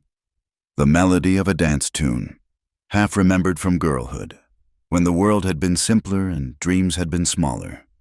Now her dreams were different, not of grand romance or wealthy rescue, but of simple things. A successful pageant, a community that might accept her, a dance with a man who saw her truly, a life built on choices rather than chances. Saturday couldn't come soon enough. The storm arrived Thursday evening without warning. Claribel was checking on the chickens when the wind suddenly picked up, driving snow horizontal across the yard. By the time she fought her way back to the cabin, ice crystals stung her face and visibility had dropped to mere feet. Silas burst through the door moments later, covered in snow. Horses are secured. This is going to be a bad one. They spent the evening battening down extra wood brought in. Shutters latched tight, supplies checked. The wind howled like a living thing, rattling the windows and finding every tiny gap to whistle through. Looks like we might miss the dance, Claribel said, trying to keep disappointment from her voice. Storm might blow through by then. But Silas looked doubtful, watching the snow pile against the windows. By Friday morning, the world had vanished. Snow fell so thick they couldn't see the barn, though it stood only 30 yards away. The temperature plummeted until even standing near the fireplace left them chilled. I need to check the animals, Silas said, wrapping himself in layers. You can't go out in this. You won't find your way back. Got a rope in the barn for just such occasions? Tie one end to the porch post. Follow it back. He was already pulling on his boots. Done it before. Not alone. You haven't. Claribel reached for Margaret's cloak. I'm coming with you. Claribel. 2 sets of hands will make the work faster, and if something happens, better 2 people than 1 alone. He studied her face, then nodded. Stay close. Hold on to me if the wind gets bad. Outside was like stepping into another world, white, howling, directionless. Claribel grabbed the back of Silas's coat as he tied the rope with practiced movements. Even shouting, they could barely hear each other over the wind. The journey to the barn felt endless, though it took only minutes. Inside, the animals huddled together. Nervous but safe, they worked quickly water, feed, checking for injuries. Claribel's fingers went numb despite her gloves. Back to the house, Silas ordered when they finished. I'll lead. The return trip was worse. The wind had picked up, driving snow so hard it felt like needles. Halfway back, Claribel's foot caught something buried in the snow. She went down hard, losing her grip on Silas's coat. In an instant, he vanished into the white. She couldn't see him, couldn't see the rope, couldn't see anything but swirling snow. Panic clawed at her throat. Silas? The wind stole her voice. Then strong hands found her, pulled her up and against him. He'd come back, following the rope hand over hand until he found her. Without speaking, words were useless in this chaos. He tucked her against his side, one arm firm around her waist, and practically carried her the rest of the way. They tumbled through the cabin door in a shower of snow. Claribel couldn't stop shaking, from cold or fear or both. Silas kicked the door shut and immediately began checking her over. Are you hurt your ankle? I'm fine, she managed through chattering teeth. You're not fine. You're half frozen. He was already pulling off her wet cloak, her sodden gloves. By the fire, now. She let him guide her to the hearth, let him wrap her in blankets, let him press a cup of hot coffee into her trembling hands. Only when she'd stopped shivering did he step back, and she saw his own hands were shaking. Don't ever do that again, he said roughly. Don't disappear on me like that. I just tripped. In a storm like this, just tripping can kill you. When I turned and you weren't there. He ran a hand through his hair. Just don't do it again. The raw fear in his voice undid her. I'm sorry, I scared you. Scared doesn't cover it. He sat heavily in the other chair. Losing Margaret was... I can't do that again. Won't. They sat in silence, listening to the storm rage outside. Finally, Claribel spoke. Tell me about her, about what really happened. He was quiet so long she thought he wouldn't answer. Then, she took sick in February. Just a cold at first, nothing serious, but it settled in her chest, got worse. I wanted to take her to town, but she said it was nothing, that the mountain air would clear it. His voice dropped. By the time I realized how bad it was, a storm like this one had hit. Couldn't get through the passes. I tried, God knows I tried. Made it halfway down before the horse foundered in a drift. Had to turn back. Oh, Silas. She held on 3 more days, kept saying it wasn't my fault, that I'd done what I could. But if I'd insisted earlier, if I'd taken her down at the first sign of sickness... You couldn't have known. Maybe not. But Harlan and his ilk think different. Think I kept her up here out of pride or stubbornness. Let her die rather than admit I needed help. He stared into the fire. Some days I wonder if they're right. Claribel set down her coffee, moved to kneel beside his chair. They're not right. You loved her. You did everything you could. Did I, or did I just do what was easier, staying here where we were happy instead of facing the town, the stairs, the whispers about her blood? His laugh was bitter. Now here we are again.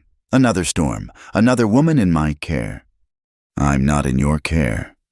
Her voice came out sharp. I'm here by choice. My choice. Every day I stay is a choice, not an obligation or a debt. He looked down at her. Why do you stay, really?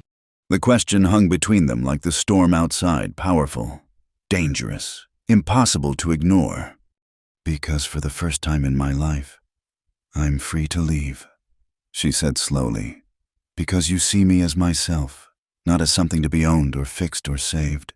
Because this life we've built, quiet as it is, feels more real than anything I had before. She took a breath, gathered courage. Because somewhere between that first morning's coffee and tonight's storm, I started caring about you, not from gratitude or proximity, but genuine caring. The kind that makes me want to brave blizzards to help with the horses. The kind that made me cry when you talked about Margaret, not from jealousy, but from sorrow for your pain. His hand moved to cup her cheek, thumb brushing away a tear she hadn't realized had fallen. Claribel, I know you might not feel... Hush. His voice was gentle. You think I'd dance in a barn with just anyone. You think I'd spend evenings reading poetry aloud for my own entertainment. Hope bloomed in her chest. Then why haven't you... Because you deserve time, space, the chance to choose without feeling pressured by the man who holds your shelter. His thumb traced her cheekbone. Because rushing things would make me no better than Harlan. Just kinder about it. And if I said I'd had enough time, enough space... His eyes searched hers. Then I'd say this storm might be a blessing, keeping us here, no dance to attend, no audience to perform for, just us and the truth of things. She leaned into his touch, the truth being that I've been falling for you since you fixed that first breakfast, that watching you with those children at the pageant made me picture things I'd sworn off thinking about, that when you vanished in that snow, I felt something tear inside me. The wind howled around the cabin, but inside, everything had gone still. Claribel rose from her knees, and Silas stood to meet her.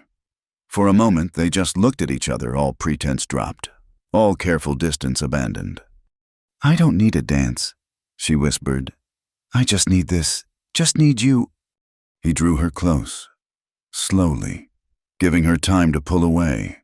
When she didn't, when she stepped into his embrace instead, his arms came around her like she was something precious and breakable and necessary all at once. The kiss, when it came, was gentle a question and answer both. Claribel had been kissed before, fumbling attempts by farm boys, entitled demands by men like Harlan, who thought her father's debts gave them rights. This was different. This was choice meeting choice. Loneliness finding its companion. Two people deciding to stop being careful and start being real. When they drew apart, Silas rested his forehead against hers. Been wanting to do that since you mended my shirt with those tiny, perfect stitches. Been wanting you to since you asked if I knew how to handle a team, like my answer mattered. They stood there, holding each other while the storm raged, and Claribel felt something settle in her chest. Not the wild passion poets wrote about, but something deeper, the quiet certainty of finding home in another person. "What happens now?" she asked. Now we wait out the storm, together." He pulled back enough to see her face. "And when it clears, we go to that dance if the roads allow. Let the whole town see what they probably already know. Which is that you're not just staying in my cabin anymore. You're staying in my life, if you want." "I want," the words came without hesitation. "Though people will talk more than ever." "Let them. We'll be too busy dancing to hear them." She laughed, surprising herself. "In the church hall. In the church hall, in the barn, in the snow if you're willing." He grew serious. "I can't offer you much. Claribel, just this cabin, this life, these mountains. But what I have is yours, freely given." "Freely received," she whispered, echoing words from some half-remembered ceremony. They spent the rest of the storm talking, really talking. About Margaret, about the war, about Claribel's mother and the farm before her father's decline. About dreams deferred and unexpected second chances. When exhaustion finally claimed them, they fell asleep in their chairs by the fire, hands linked across the small space between. Claribel woke to silence and pale sunlight. The storm had passed, leaving the world buried but pristine. Silas was already up, making coffee, moving quiet so as not to wake her. "Morning," she said, stretching. He turned, and his smile was like sunrise. "Morning, storm's past. We might make that dance after all, if you still want." She rose, crossed to him, let herself lean into his warmth. "I want, though I think the most important dance already happened. In the barn, in the storm, when you came back for me, when we stopped pretending this was just convenience." He set down the coffee pot, wrapped his arms around her. "No more pretending. No more pretending." Outside, the sun climbed higher, setting the snow to sparkling. Inside, two people who'd found each other against all odds started their day together, not as landlord and tenant, not as rescuer and rescued, but as two souls who'd chosen each other in the midst of the storm. The dance could wait. This was music enough. The familiar figure stood at Mason's trading post like a ghost from another life. Claribel recognized him instantly, despite the months that had passed. David Garrett, the man who'd courted her before everything fell apart, the man who'd withdrawn his suit the moment her father's debts became public knowledge. She'd come down alone today, Silas busy with urgent fence repairs after the storm. Her hand tightened on Buttercup's reins as David turned from the counter, his eyes widening in recognition. "Claribel." He looked her up and down, taking in her practical wool dress, her work-roughened hands, the confidence in her posture that hadn't been there before. "I heard you were, that is, someone said you'd left town." "I did leave town." She dismounted, tying Buttercup with steady hands. "Good morning, David." He had the grace to flush slightly. "Yes, good morning. You look, well." "I am well." An awkward silence stretched between them. David shifted his weight, cleared his throat. "I was sorry to hear about your circumstances. With your father, I mean." "Were you?" The question came out more pointed than she'd intended. "Of course. It was unfortunate. The whole situation." He stepped closer, lowering his voice. "Claribel, I want you to know I would have helped if I could, but my family, the business considerations." "I understand." And she did, with a clarity that would have been impossible months ago. "You had your reputation to consider." He missed the irony in her tone. Exactly. I knew you'd understand. You always were sensible. His eyes traveled over her again, lingering. Though I must say, I didn't expect to find you looking so robust. Mountain life seems to agree with you. Something in his gaze made her skin crawl a proprietary interest, as if her improved health was somehow for his benefit. It does agree with me, she said firmly, moving toward the store entrance. He followed. I'm in town for business. Expanding the mill, you know. Perhaps we could, that is, would you join me for tea to catch up properly? She turned to face him fully. I don't think that would be appropriate. Come now, surely old friends can share tea? His smile was the same one that had once charmed her before she'd learned what lay behind it.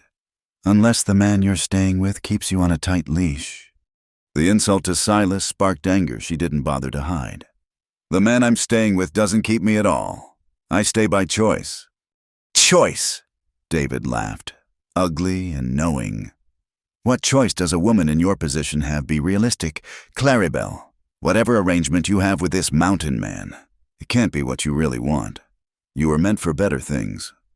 Was I like being married to a man who abandoned me the moment I became inconvenient? His face reddened. That's unfair. I had obligations. As did I. To my father. To his debts. To expectations I never chose. She straightened her shoulders. The difference is, I've found a life where my obligations are my own choice. Can you say the same? You're defending him. This hermit who bought you like... Like what? Her voice went dangerously quiet. Go ahead. David, say what you really think. He had enough sense to stop, but his expression said everything. In his mind, she was ruined, fallen, a woman whose worth had been traded for coin. It didn't matter that she was happy, healthy, free. All that mattered was that she'd stepped outside the boundaries of respectability. I should go, she said. I have purchases to make. Claribel, wait. He caught her arm, not roughly, but with an assumption of right that made her stomach turn. I'm trying to help you. Whatever hold this man has over you, I could... Release me. She didn't raise her voice, but something in her tone made him let go immediately. You could what buy me from him? Offer a better price? Is that what you think I am, now goods to be negotiated over? That's not what I meant. It's exactly what you meant. She felt a strange calm settle over her. You look at me and see damaged merchandise that might still have some value if properly reclaimed. But I'm not merchandise. David, I'm not property. I'm a woman who makes her own choices, and I choose to live with a man who's never once made me feel like anything less than whole. Movement at the door caught her eye. Silas stood there, taking in the scene David's flushed face, her defensive posture, the tension crackling between them. He didn't rush over, didn't posture or threaten. He simply met her eyes, asking a silent question. She answered by walking to him, leaving David standing alone. Fence fixed, she asked, as if everything was normal. Well enough. Thought I'd see if you needed help with the supplies. That would be welcome. David found his voice. So you're Drenner. I should have known. Silas looked at him with mild interest. And you are? David Garrett. That is, Claribel and I were, Silas repeated, his tone making it clear that was the operative word. Well, Mr. Garrett, if you'll excuse us. Work to do. It was a dismissal, politely delivered but unmistakable. David's face went through several interesting colors before settling on mottled red. This isn't over, he said to Claribel. When you tire of playing house on that mountain, when you remember what real society is like. If I want to remember what your society is like, Claribel interrupted. I'll think about the morning it sold me to pay a gambling debt. Good day, David. She entered the store with Silas, leaving David on the street. Inside, her hands were shaking, but not from fear, from anger, from the release of saying things she'd carried for months. You all right? Silas asked quietly. Yes, no, I will be. She touched his arm. How much did you hear? Enough to be proud of how you handled yourself. He paused. Old Beau. He courted me once, before, when I was still worth the trouble. The bitterness crept in despite her efforts. His loss. Silas said it simply, like stating the weather. Man who can't see value beyond social standing isn't worth much himself. They gathered supplies in companionable efficiency. Mason, ever the gossip, tried to fish for information about the confrontation, but neither of them took the bait. It wasn't until they were loading the wagon that Silas spoke again. What he said about you playing house was wrong. Claribel secured a sack of flour with perhaps more force than necessary. I'm not playing at anything. This is my life, my choice, my home. I know that. Just wanted to make sure you know I know that. He helped her with a heavy crate. But if you ever want to return to that world, to try again with someone like him. She stopped him with a look. Someone like him, Silas. I've had someone like him. Someone who valued appearances over truth, convenience over loyalty, reputation over love. I know exactly what that world offers, and I choose this instead. I choose you. He studied her face, then nodded slowly. All right, then. They were halfway home when Claribel started laughing. Silas glanced at her, eyebrows raised. I'm sorry, she gasped. It's just, did you see his face when I said I wasn't merchandise like I'd spoken Greek? Man's probably never had a woman stand up to him like that. Probably not. His mother certainly never did, and I would have been expected to follow her example. She sobered slightly. I suppose I should feel guilty. He wasn't truly cruel, just weak, limited. He could only see what he'd been taught to see. In his mind, he was offering rescue. You didn't need rescue, you needed respect. Yes. She looked at him. This man who'd offered her freedom instead of ownership, choice instead of obligation. And I found it in the least expected place. Mountains are good for finding unexpected things, he agreed. Found a woman who could out-stubborn a mule and make the best venison stew in the territory. Found a man who reads poetry to chickens and dances in barns. I do not read poetry to chickens. I've heard you discussing Wordsworth with the rooster. That's different. He's very philosophical. That rooster. She was still smiling when they reached the cabin. As they unloaded supplies, she felt the last ghost of her old life fade away. David Garrett had represented everything she'd once thought she wanted: security, respectability, a place in proper society. Seeing him again only confirmed what she'd discovered these past months, that proper society's cage, no matter how gilded, was still a cage. Here in this cabin, with this man who saw her as partner rather than property, she'd found something better than respectability. She'd found herself. That evening, as they sat by the fire, she with her sewing, he with his book, Silas spoke into the comfortable quiet. That man today, you loved him once? She considered the question. I thought I did, but I think I loved the idea of him more than the reality. He represented escape from my father's failures, entrance into a world that seemed safer. She tied off a thread. What I felt for him was gratitude dressed up as affection. I know the difference now. Do you? She set aside her sewing, met his eyes across the small space. Love isn't about rescue or convenience or settling for what's expected. It's about choice, freely made and freely given. It's about seeing someone truly and choosing them not despite their complexities, but because of them. That's a hard-won wisdom. The best kind usually is. She picked up her work again. I'm glad he withdrew his suit, glad my father's debts drove him away. Otherwise, I'd be Mrs. David Garrett right now, slowly suffocating in a respectable life. Instead, I'm here, mending socks for a man who quotes poetry and names his horses after flowers. living a life I chose rather than one chosen for me. She smiled. I'd call that a fair trade. Silas reached across the space between them, and she took his hand without hesitation. They sat like that as the fire burned low. Two people who'd found something rare and real in the ruins of what they'd thought they wanted.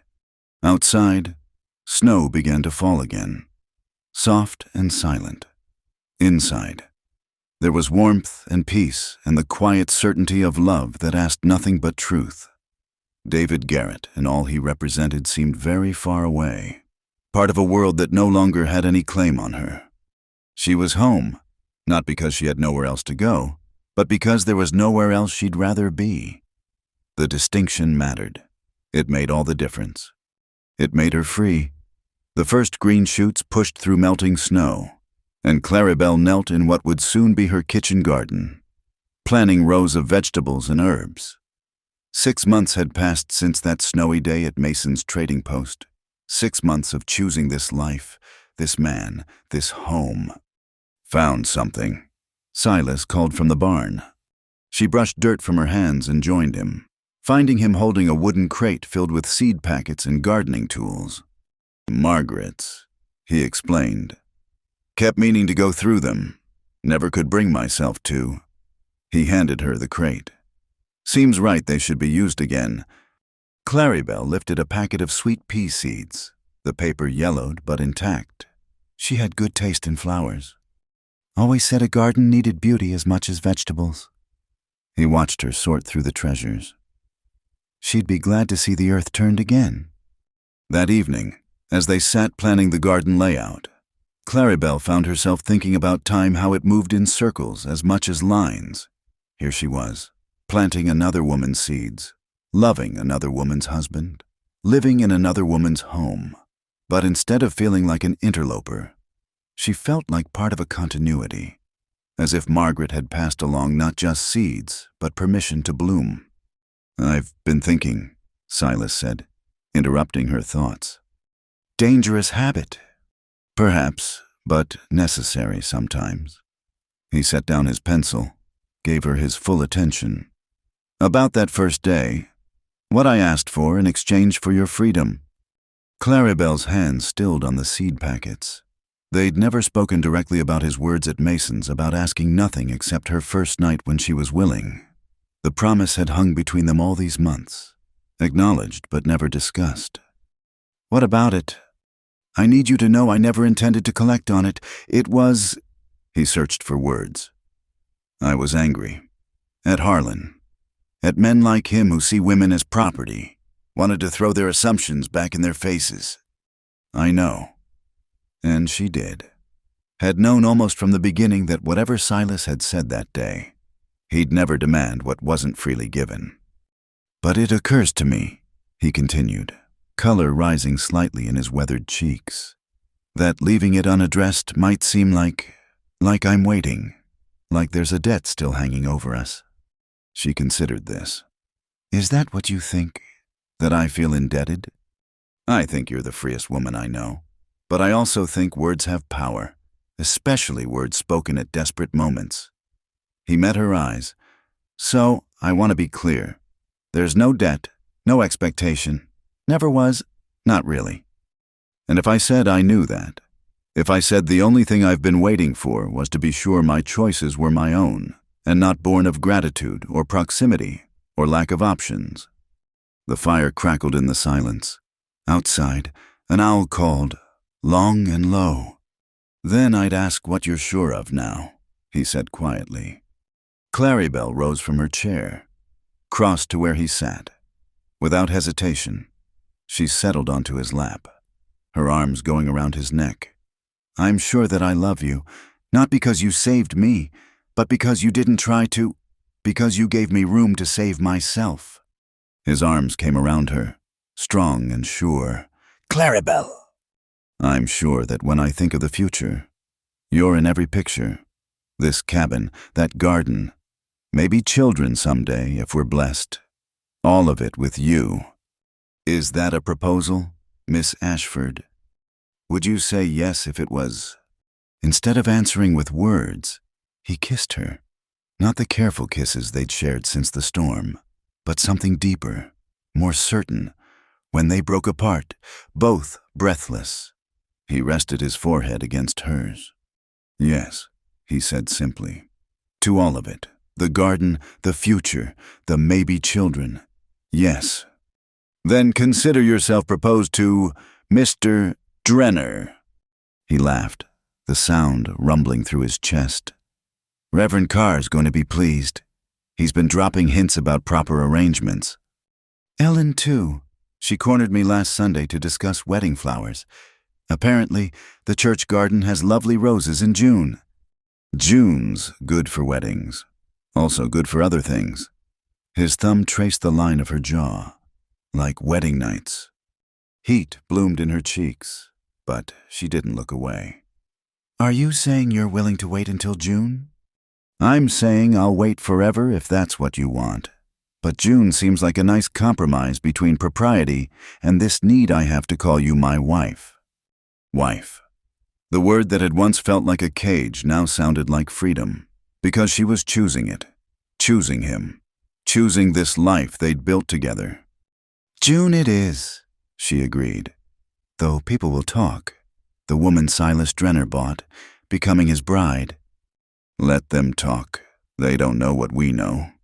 "Which is—" He shifted her in his arms, holding her closer.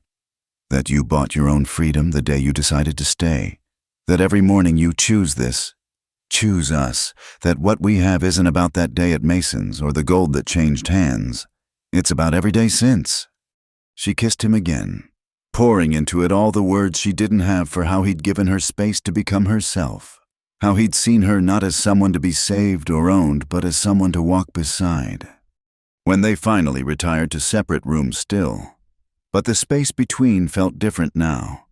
Charged with promise rather than careful distance, Claribel lay in bed thinking about circles and seeds and time. Tomorrow she'd plant Margaret's garden, bringing new life from old dreams. In June, she'd marry Silas in the church where she'd learn to hold her head high again. Someday, God willing, she'd teach daughters to be strong and sons to be gentle in this cabin that had become home. But tonight, she simply held the certainty of being chosen and choosing in return. No debts, no obligations, no expectations except those they made together. Just love, freely given and freely received.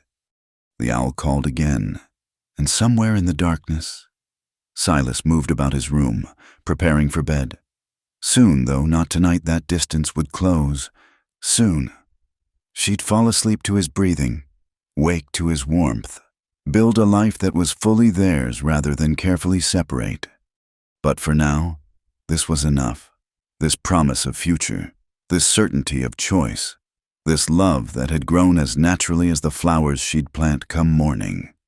She thought of that scared girl in Harlan's carriage, convinced her life was over. If only she could have seen this moment, could have known that freedom sometimes comes disguised as loss, that love sometimes grows in the most unexpected soil, that sometimes the best life is the one you never planned. "Thank you," she whispered to the darkness, to God, to whatever force had led her to that trading post on that particular day. A soft tap at her door made her sit up. "Yes. Just wanted to say goodnight." Silas's voice came through the wood. "And thank you for the proposal, for choosing this, for choosing me." She rose, went to the door, opened it just enough to see his face in the lamplight from the main room. "Thank you for being worth choosing." He touched her cheek, gentle as always. "Sleep well, future Mrs. Drenner." Sleep well, future husband. The words were a promise, a prayer, a declaration of intent. In June, they'd make it official before God and the gossiping townspeople. But here, in this moment, with his hand warm against her skin and their futures intertwined by choice rather than chance, they were already bound by something stronger than any ceremony. Love, freely offered, freely accepted, freely lived. She closed the door softly, returned to bed, and fell asleep smiling. Outside, the world turned toward spring. And in the barn, packets of seeds waited to unfold into bloom. Tomorrow would bring planting and planning, work and dreams made real by willing hands. But tonight was for savoring this, the quiet joy of finding home in another person's heart, of building a life on the solid ground of mutual choice, of knowing that sometimes the best stories begin with what looks like an ending. Her father had sold her to pay a gambling debt, but in losing the life she'd expected, she'd found the life she was meant to live. And that, Claribel thought as sleep finally claimed her, was worth any price. In the morning, she'd plant sweet peas along the fence, vegetables in neat rows, herbs by the kitchen door. She'd build a garden on the bones of the old one, just as she'd built a life on the ruins of what she'd thought she wanted. And when June came with its roses and promises, she'd marry the man who'd bought her freedom but asked for nothing except what she was willing to give. Which, as it turned out, was everything.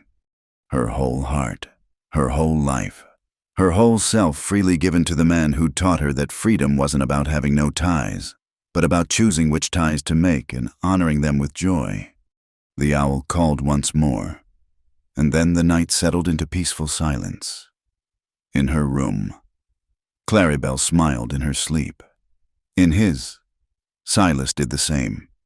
And in the space between them, love grew as naturally and inevitably as the garden that would soon grace their land. A love that asked nothing but gave everything.